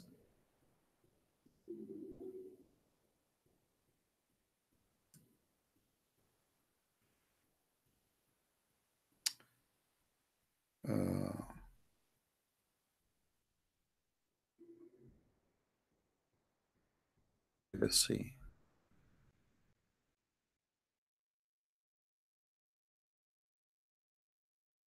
And not only that, by the way, there is tons of Muslim website. Like if you go right now in Google and you ask a question, can a person have can a genie, can Shaitan have sex with my wife? according to Muslims, all of them, they agree that yes, he can.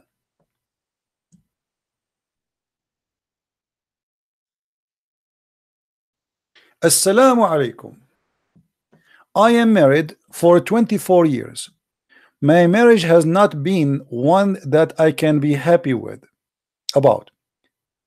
Many argument, etc., blah blah blah. And then he says, I have noticed that she would, his wife, be sexually aroused, which have not seen before, in her sleep, and when I wake her up, she is angry with me. I need your help since my marriage is heading for divorce. Answer: Assalamu alaikum, brother. Guys, is the text clear? Can you read the text, or it's not? Is the text clear or not?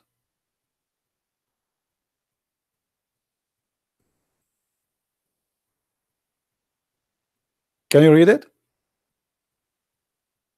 Okay. She is right in the sense that sexual dream, like nightmares, are dream, illusion, etc., hulm, from shaitan only, from the sense of etc., not in the sense that shaitan affects something of someone. And then he says, I advise you, brother, to recite wadud 100 times. If you say wadud 100 times, okay, what that will happen? The only daily to in the intention of renewing love. If you say wadud 100 times, your wife, she will love you. Okay. And ransom the couple, blah blah blah. Okay, and let's see here. Okay, now the truth is that it is possible for a human being and jinn to have intercourse, and At-Talabi mentioned in his tafsir that the meaning of and be, O Iblis, a partner of their human being, wealth and children's, chapter 17 verse number 64. At-Tirmidhi, he said, etc., narrated, and Mujahid said, when a man has intercourse with his wife and he does not name Allah, the jinn, the shaitan, he coils him around his yurta. I don't know if I'm saying it correctly, you know, like his penis, and has intercourse with his wife. Guys, I mean, look what's happening here. All of you Christians, Hindus, Buddhas, atheists, when you have sex with your wife, shaitan is a condom. You don't see him, but he's there. He wrapped himself as a condom around your penis, and now he is doing bang bang to your wife. And you are asking me why I'm still not married? Hello?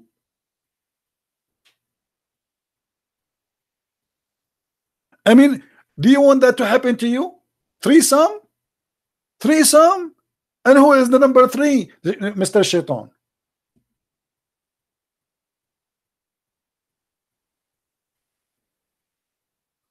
And the funny, there's a Muslim in the text saying to me he's lying. Have you ever seen? I mean, I show it in their website, in their screen, and I am lying. And they are giving even the reference in the front of you. This is your Islamic reference. And this is your Muslim website. Asheikh.com. Ask a sheikh. Ask a sheikh, brother. And I'm lying. So look, brother, what happened here, brother. So the shaitan, he will round himself around your penis, and he will do intercourse along with him. It looked like you, both of you, will have orgasm together. I mean, how shaitan he have to match himself? Like, what if the man have orgasm and he stop? So you have to finish it before you finish it. Otherwise, we have a problem here. And that is the meaning of saying, Most High, whom neither a man nor genie has had sex with them, not touched them, have intercourse with them, or broke their hymen, the skin inside the vagina. This is in the Quran, chapter 56, verse number 50, chapter 55, verse number 56. And actually, you see this verse right away in the cover of my book. If you go read my book, Sex and Allah, you will see that the same verse I used there. So the Muslims, it is a satanic cult full of fictions, stupidity, madness. It's a cult. Whatever you know, the cult is made of collection of fantasies and superstitions and lies, and even kids cannot believe in such a garbage. So Muhammad now, he told them, if you don't say this prayer, Shaitan is going to do boom boom bang bang with your wife. And I can explain why Muhammad, he keeps saying those things. Muhammad always, he used the terror method, terrorism in war or terrorism in ideas. So you will see Muhammad as an example saying, if you enter the bathroom and you don't say a certain prayer, Shaitan will enter and he will play with your anus.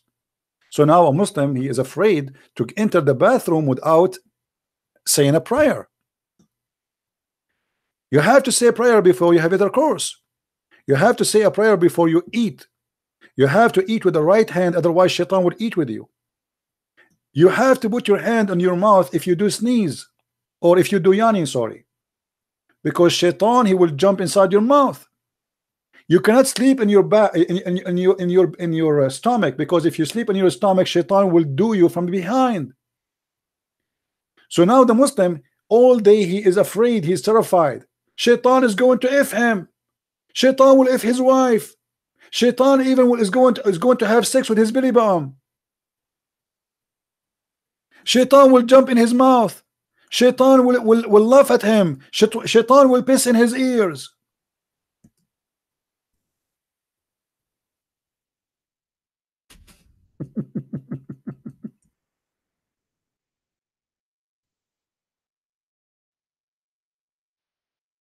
Oh boy.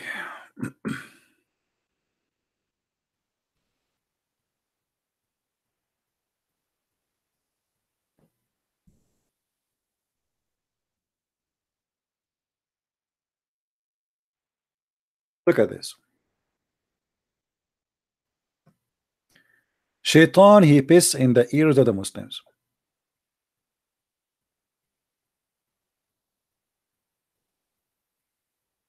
Why a Muslim he have to clean his nose?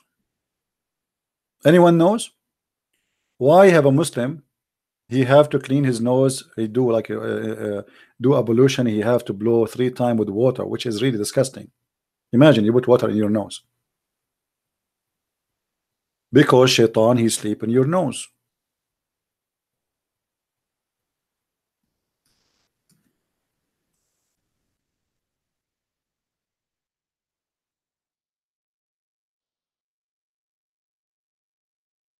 Let us see where we can find.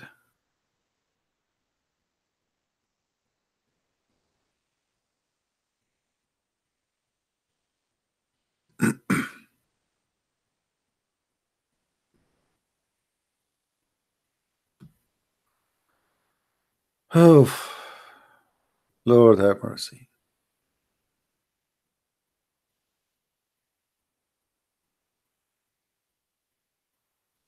Look at here.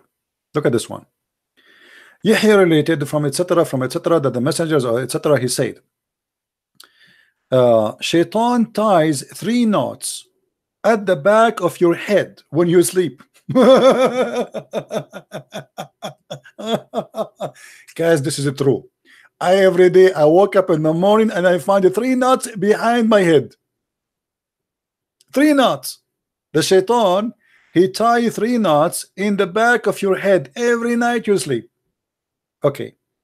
So, okay, what will happen then?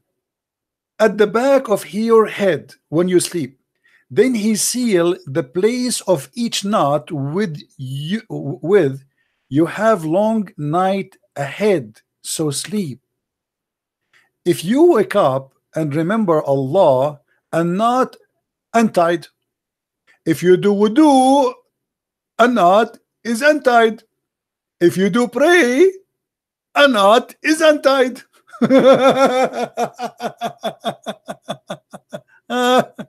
Oh boy, I love it. I cannot hold myself from converting to Islam. Let's see.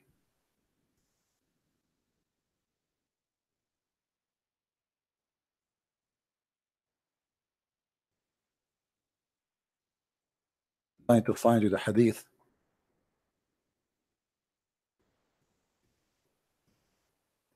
Okay.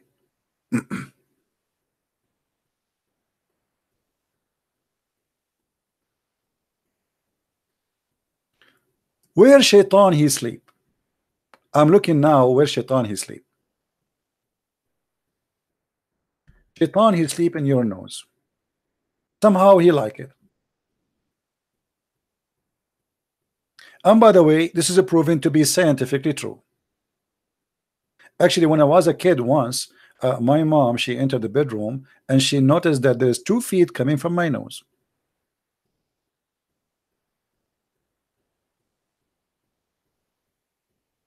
Shaitan, he sleep in my nose. He piss in my ears. He laugh inside my mouth. He play with my belly bump. And he if the Muslim if he sleep in his belly. And he share the wife if they are doing bugu bugu. What is left? This is Islam. Are we making things up? This is Sahih Bukhari. This is what? This is Sahih Bukhari.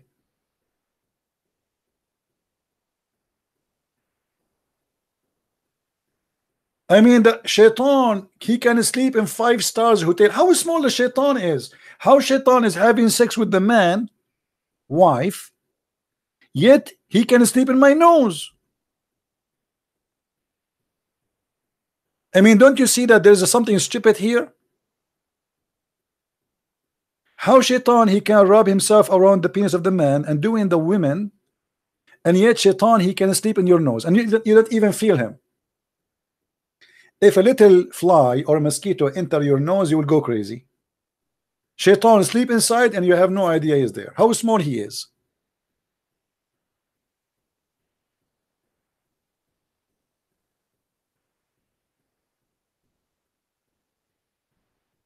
There is a video in YouTube.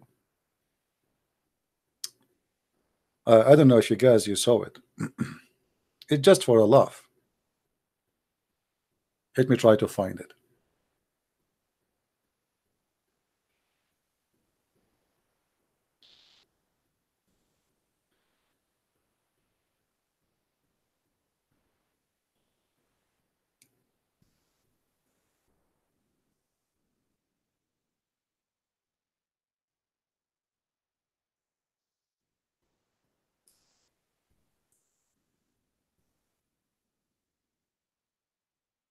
Okay. There's a video here. I don't know if you ever saw this video. Let me show you in the screen. You can search the title. Make shaitan fart. I wish I can play this video for you. You will die literally laughing. The sheikh here, he explained how when you enter the bathroom because you don't say a prayer, shaitan, he go and play with your bowels, which means he enter your anus and he block it. And you think you will stay in the bathroom like for 5 minutes, 2 minutes, 3 minutes, but oh, you go like 30 minutes and you are not done. And it's very painful. Why? Because shaitan is inside your bowels and he is playing there. The religion of terror, he want to terrify you, make you believe that you are under attack in every second. Your anus is under attack, your penis under attack, your wife's vagina is under attack, your nose under attack. So you will be worried all day. You will not ask Muhammad a serious question. The whole point is how we can keep you silly, stupid, so you will not question serious questions.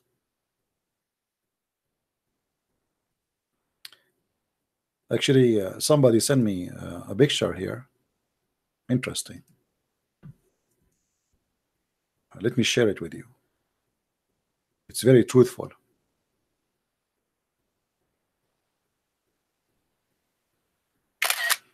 I take a snapshot of it. Okay.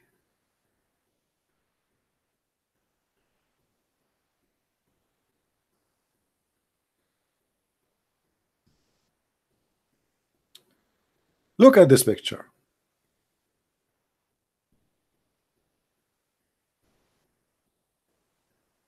Let us share with you.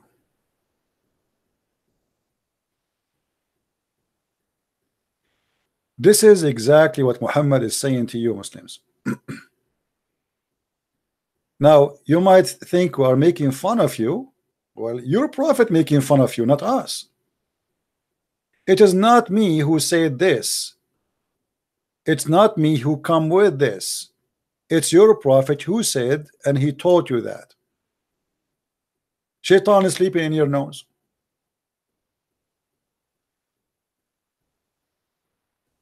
Hello?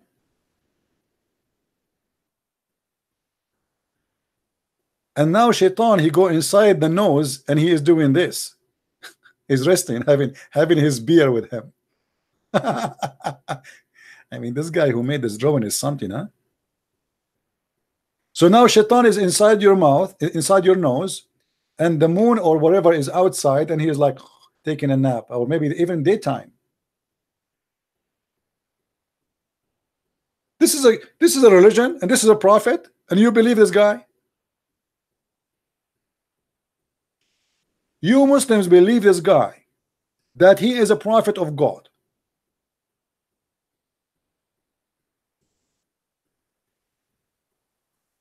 I am truly convinced that Muhammad is a prophet of God.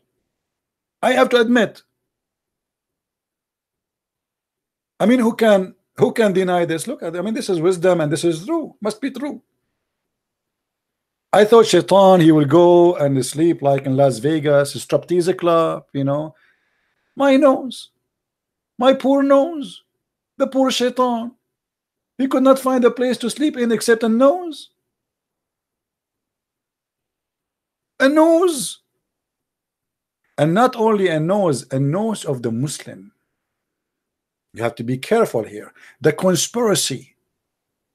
A Muslim always, he believes he is under conspiracy. He is under attack. Shaitan sleep in his nose, play with his ass, play with his penis, round himself around his penis, doing his wife, pissing in his ears. And not only that, Muhammad, he go even farther, and he explained to us what Allah he like for hobbies. As an example, what is the hobby of Allah? Everybody have a hobby. Allah have a hobby, which is he enjoy watching a sneezing show.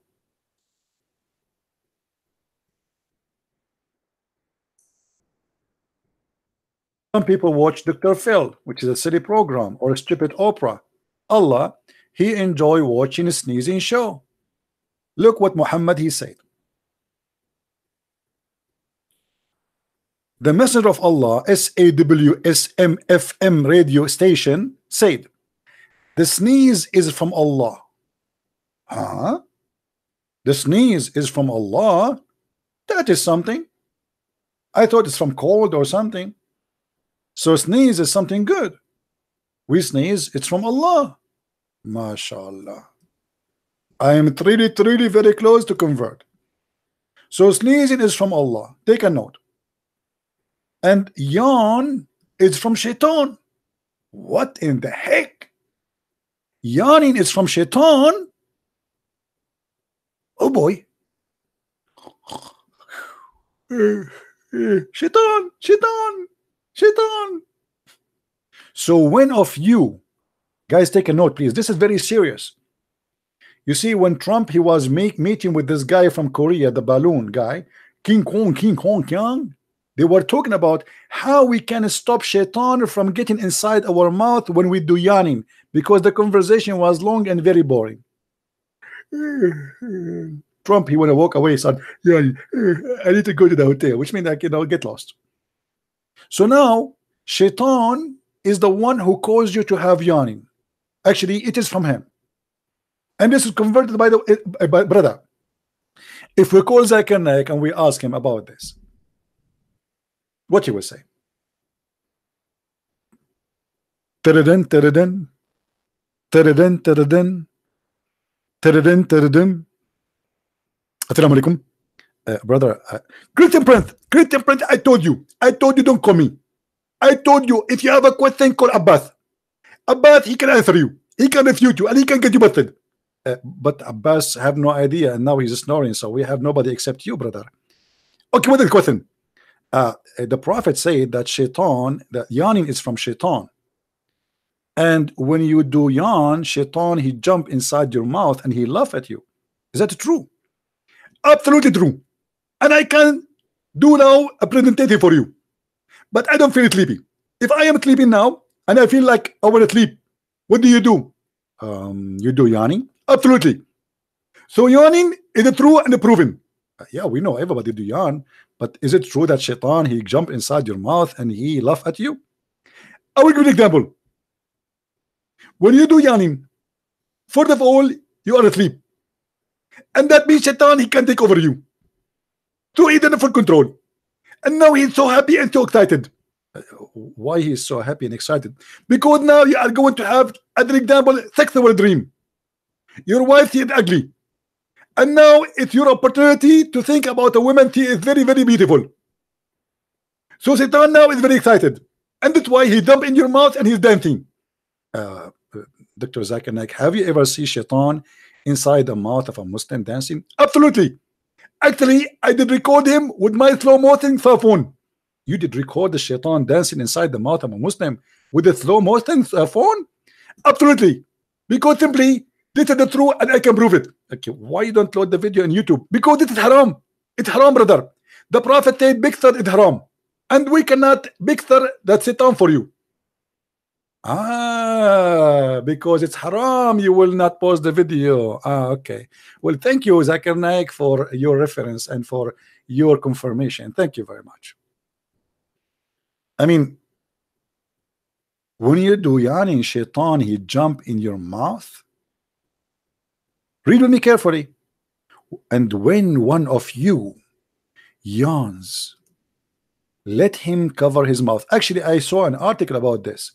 The Muslim made an article saying that the Prophet was teaching us how to prevent diseases. Liars.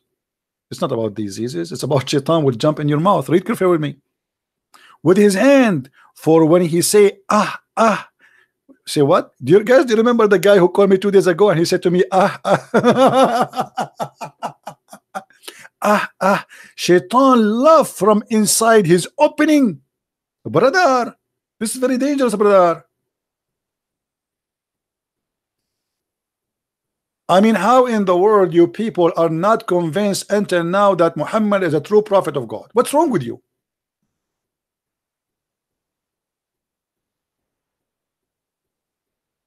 Once I opened a chat room in Paltalk program, and I named the chat room, "Let us sneeze for the sake of Allah." The Muslims, they start calling me names. You coward, you liar. They didn't know. They never heard this before. That Allah, He loves sneezing.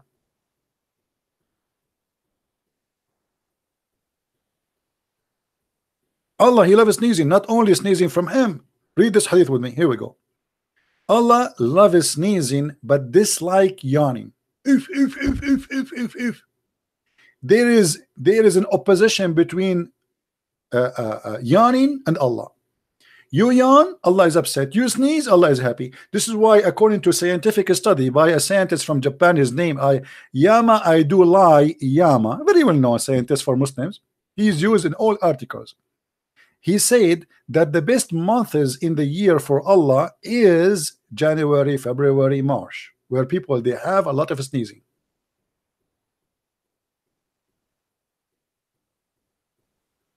So Allah, He loves sneezing, and He hates yawning.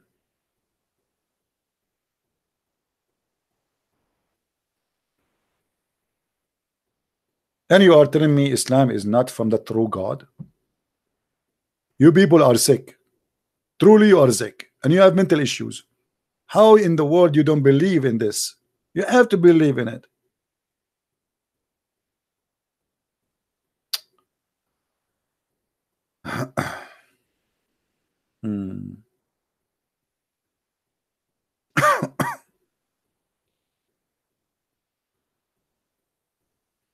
Any Abdul? Mayday. Any Abdul want to do some sneezing? I would like to make Allah happy, man. We will open a sneezing show. All Muslims from around the world, they can join us in the program, and they can sneeze as much. And by the way, we have we, you know, why Muslims we don't be caught flu medicine? I mean, how in the world Islamic countries even allowing medicine for flu? As long as sneezing is from Allah, that's mean flu is from Allah, and He like it.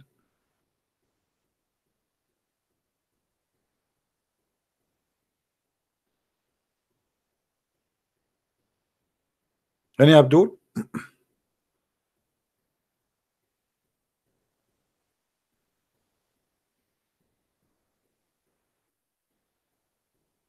Do we have any Abdul? Any person like to sneeze?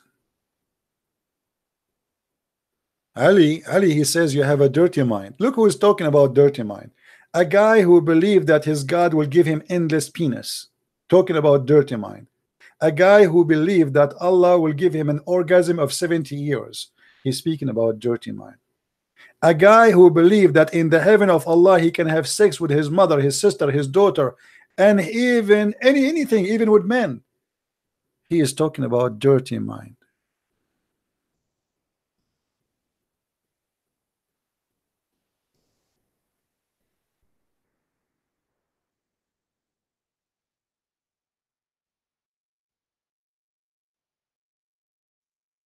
Read with me, Mr. Dirty Mind. The Prophet said, indeed, in paradise, there is a market. And this market, there is nothing.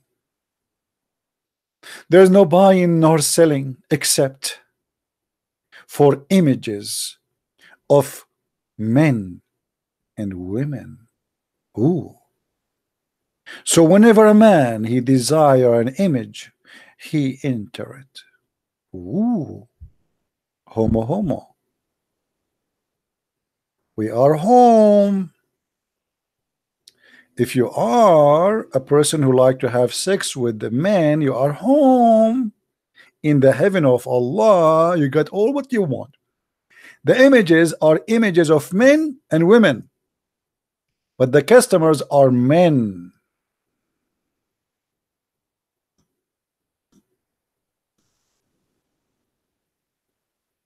Liar, Christian Prince, liar.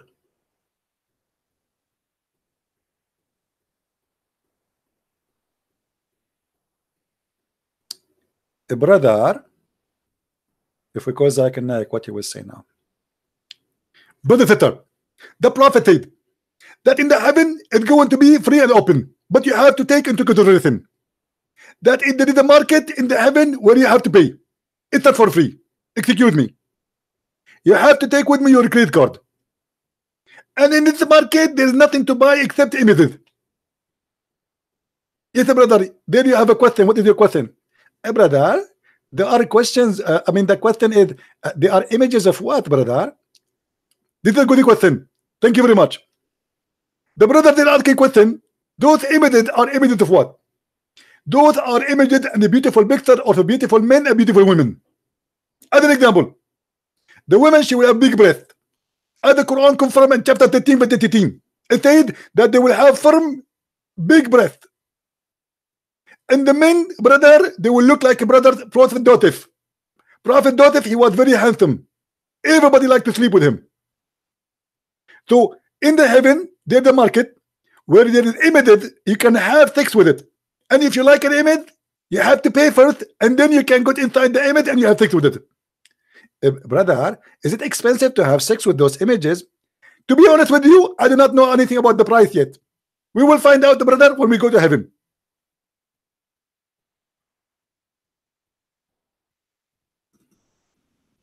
Hello?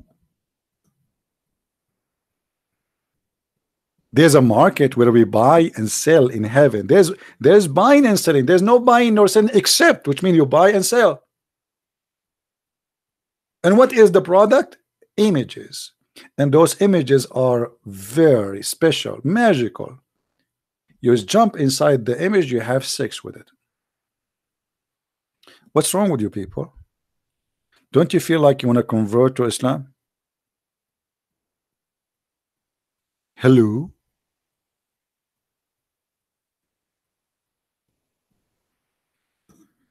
Man, finally I will find a bunch of wives there.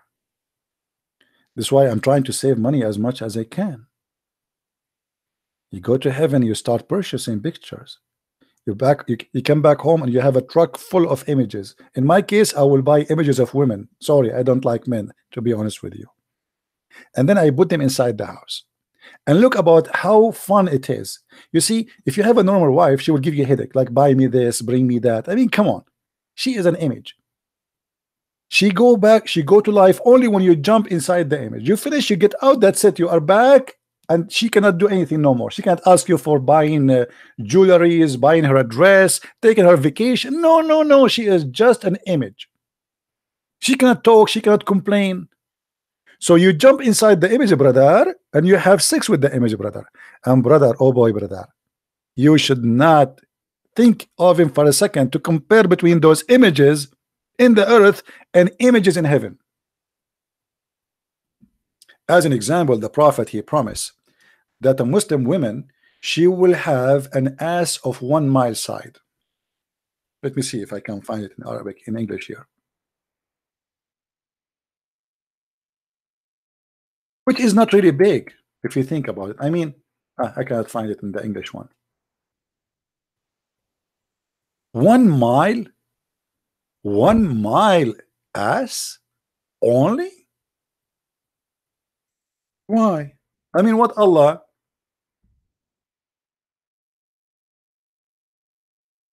Let us find the hadith in Arabic, even though we cannot find it in English.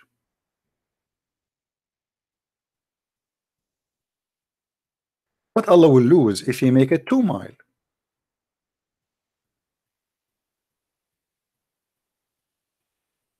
Let us give it another try. Maybe we can find it in different hadith.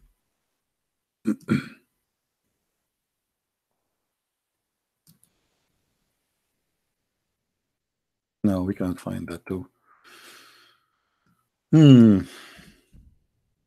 Oh, hold on.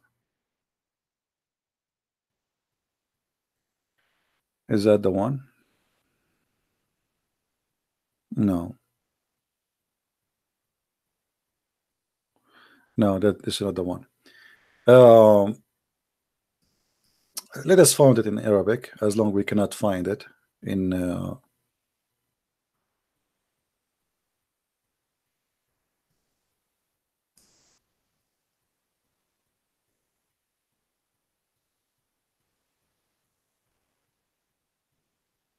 hey, hold on. Looks like maybe we can find that in Ibn Kathir.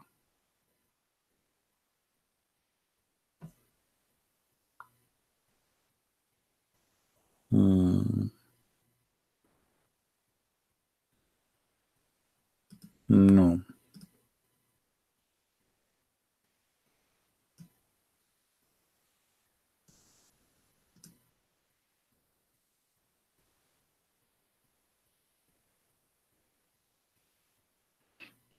Anyway, the hadith here is in the front of me, actually, as long as I could not find it.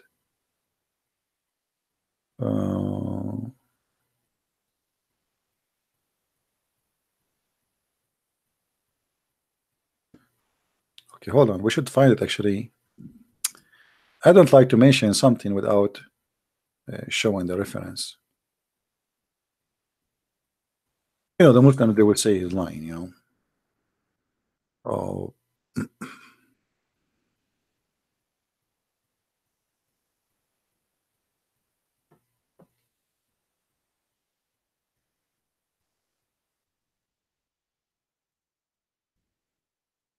Let's see.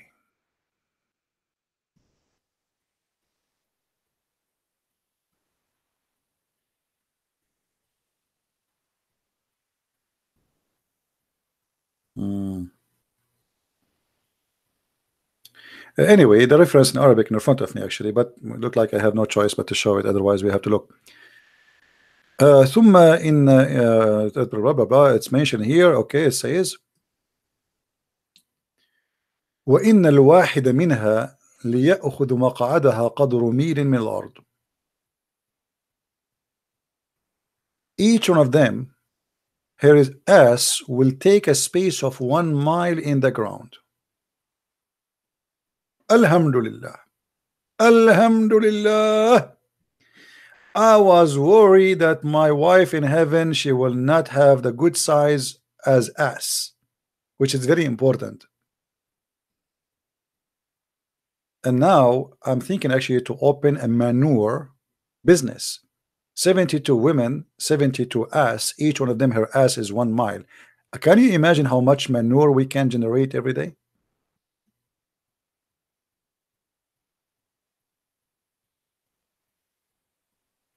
The funny, you see the reference in front of me, but I cannot find it in the English one. It says Rawahu here. This is this hadith number what here? And the reference. This is the book of Al-Buhur al-Zakhira fi Ulum al-Akhirah, page number 154. And supposedly the hadith should appear in At-Tirmidhi, as you see the numbers there, and Ahmad and Al-Haythami, but I cannot find it in English, as you see.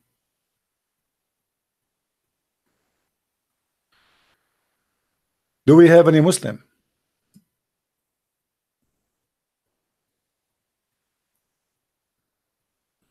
Guys, did we have a good time? You know, I cannot stay long really, because this always when I read this story about my wife, she would have 1 mile ass. It's like my dream come to be true. Now I do not need bodyguards. Any terrorist, they want to attack me, I will turn the ass of my wife and they will order her to fart, and I will light. I will have like the one for barbecue, you know. I will light the fire, and you know that farting is a flammable. Do you know that, right? I will burn them alive. It's a mass destruction weapon. 1 mile ass farting. Can you imagine what can happen? It's like a hurricane. So you have to think about this as in a positive way. And please be aware that if your wife should decide to spoil herself and jump in the top of you, you are history. 1 mile ass. Nice to meet you.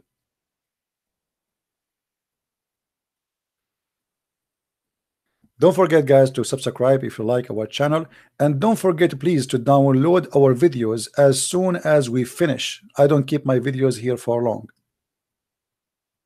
There's many channels. If you are in the chat, those who post my videos, give one. There's many channels, they copy my videos and they repost them there again, so you can watch it and you can download it and subscribe to their channels too. All right, so feel free to download my videos, translate into any topic, any language you want.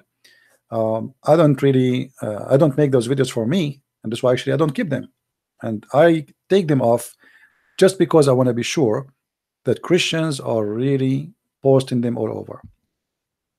And then we will have a guarantee existence for those videos for a long time to come. And always copy the videos and back them up in, like, if you have a hard drive, if you have G drive, whatever, you know, free accounts. There's many companies that give you up to like 100 gigabyte free memory online. You can save them there, just a backup in case they delete your video or something happen. All right. Do you do Arabic videos? No, I don't do Arabic videos. Because if I do an Arabic videos, the Muslims will go crazy. There's a Christian chat room I used to go to in Arabic, and the Christian there, they asked me not to come. They told me the second they see you, the Muslims, they leave. Because in Arabic, I am like 100 times more powerful than in English. You know, English is not my first language, and you can tell, you know, there's a limitation. So in Arabic, I'm like way different from English. And you can tell the difference, you know. Hey Ali, how are you? Ali is talking about coward. Ali is talking about coward. Ali, do mut'a and call me tomorrow. Why you don't take my call? Are you calling me, Ali? Okay, hold on, guys, hold on. I thought we are done. Look like Ali is calling me. Ali, you are calling me? What do you want, Ali? Be careful, I will take you back to the muta, and then you will be in trouble, brother. So do you want me to call you, Ali? Do you want me to call you? Okay, Ali, I will call you.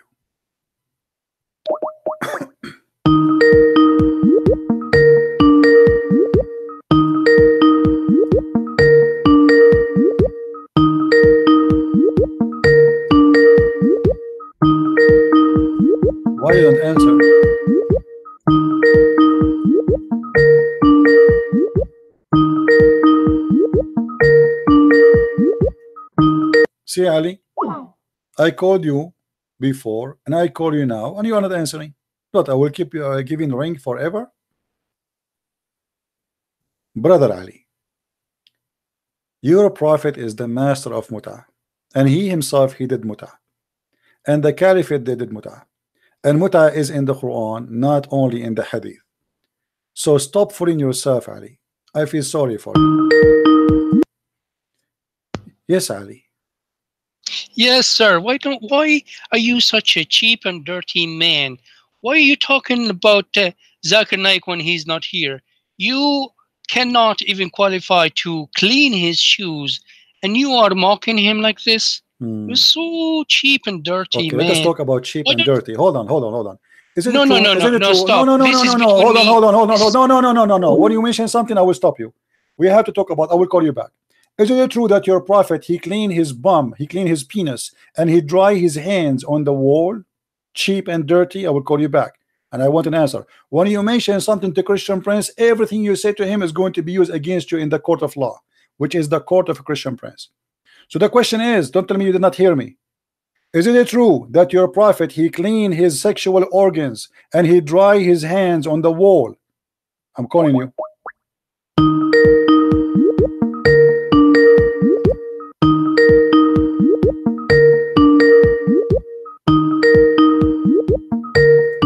Answer.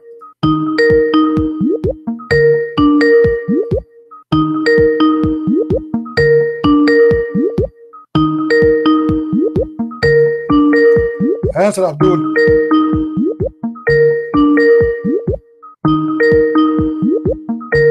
Hello.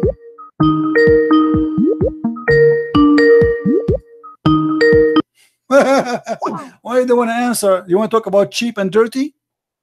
A prophet of God. You see, if I go to the bedroom of the prophet, I will find what in the wall? I will find a Picasso art.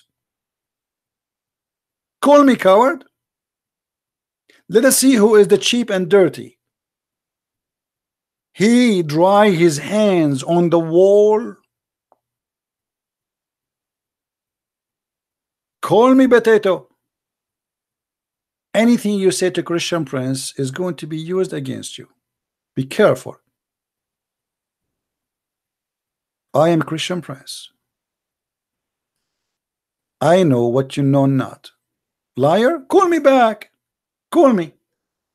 Why you don't want to talk about it? Guys, did he call me cheap and dirty? Let us talk about cheap and dirty. You Muslims, you talk about me in my back. Your prophet talk about Jesus in his back 600 years after Jesus. Now let us talk about cheap and dirty. The man who cleaned his ass with the 3 rocks. The man who dry his hand in the wall of his bedroom. Cheap and dirty. Call me. Do you have the courage? And the one who will not show reference is a coward. Do we agree, guys? The one who does not show reference of what he claimed, he is a liar, not only a coward. Show me. Silence me. Call me. Hello? No, call me. Why you don't want to call me no more? Yes, I will show the hadith in Arabic. I will show it in English. I will show it in Arabic. And I will translate it to you in Chinese. Let me translate. Which is mean the prophet was touching his organs and drying his hands on the wall. I hope you like my Chinese. Call me. Coward? Why you don't want to call? Hello? Hello? It's me you're looking for. You have no idea you are talking to who. You say to me 3 words, I will get you a story, will make you ashamed of your cult. I am a Christian Prince, the Wikipedia of what Muslim, they make fun of me. Do you know Christian Prince, he say Wikipedia? Yes, because I walk with it. Not Wikipedia. Walk. I'm a walking, talking library of Islam. All your garbage is here. Hello? Ali, why you don't want to call me? What happened? Brother Thitter, when the prophet he have sexual intercourse, and he is going to clean his penis. And the Prophet he have a habit. After he do that, he dry his hand in the wall. And this is a proof that this is very healthy. First of all, you do not need to pay for paint for the wall, because you can imagine all the color in the wall. And now I can get the wall with the Prophet you to dry his hand there. And you can imagine how much we can threaten eBay in auction. Call me. Hello? Look at the cover, Ali. He will not dare to call anymore. Potato, potato, potato, potato, potato, potato, potato, potato, potato, potato, potato. Run, run, run, run, run, run, run, run. Abdul, you have no idea you are talking to. You have no idea. Oh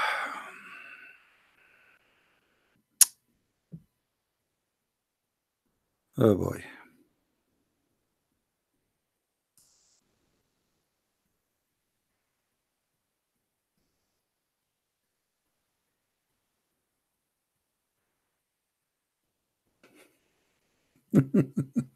Anyway, guys, I have to go really. I got to do some shopping. My fridge is out of, I have no food left. And Jibreel did not bring me any pizza. And you know, we are not like Muslims. Allah, he sent food for Muslims just by praying to Allah. There's a guy, if you remember him, and now he left Islam. He used to call himself convert to Islam, and now he called himself don't convert to Islam. His name is Brother Ishmael. I don't know, for some reason when somebody convert to Islam, he turned into a fool. But thanks to God, now he repent and he is back to his mind, and now he is fighting Islam. He made a video a long time ago saying he wanna, like, you know, he's trying to convert people to Islam, and he come with the story as the following. We Muslims, me, come on, I'm talking right now. You're stupid, really. I mean, what's wrong with you? When I ask you to call me, you don't call. What a donkey. So he made a story,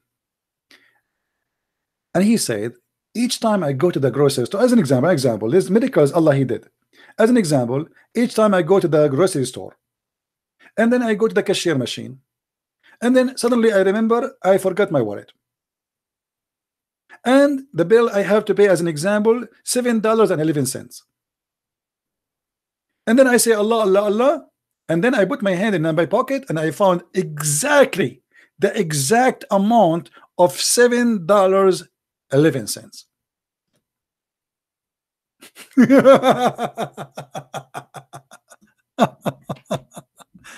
So guys, now I'm going to go to the store. I will not take my wallet with me. When I arrive to the cashier, I will say Allah, Allah, Allah, and he will put exactly the amount I need to pay my bill. Please, brothers and sisters, don't take your wallet with you when you go to shopping. Before you arrive to the cashier, say Allah, Allah, Allah, put your hand in your pocket, and you will find the money there.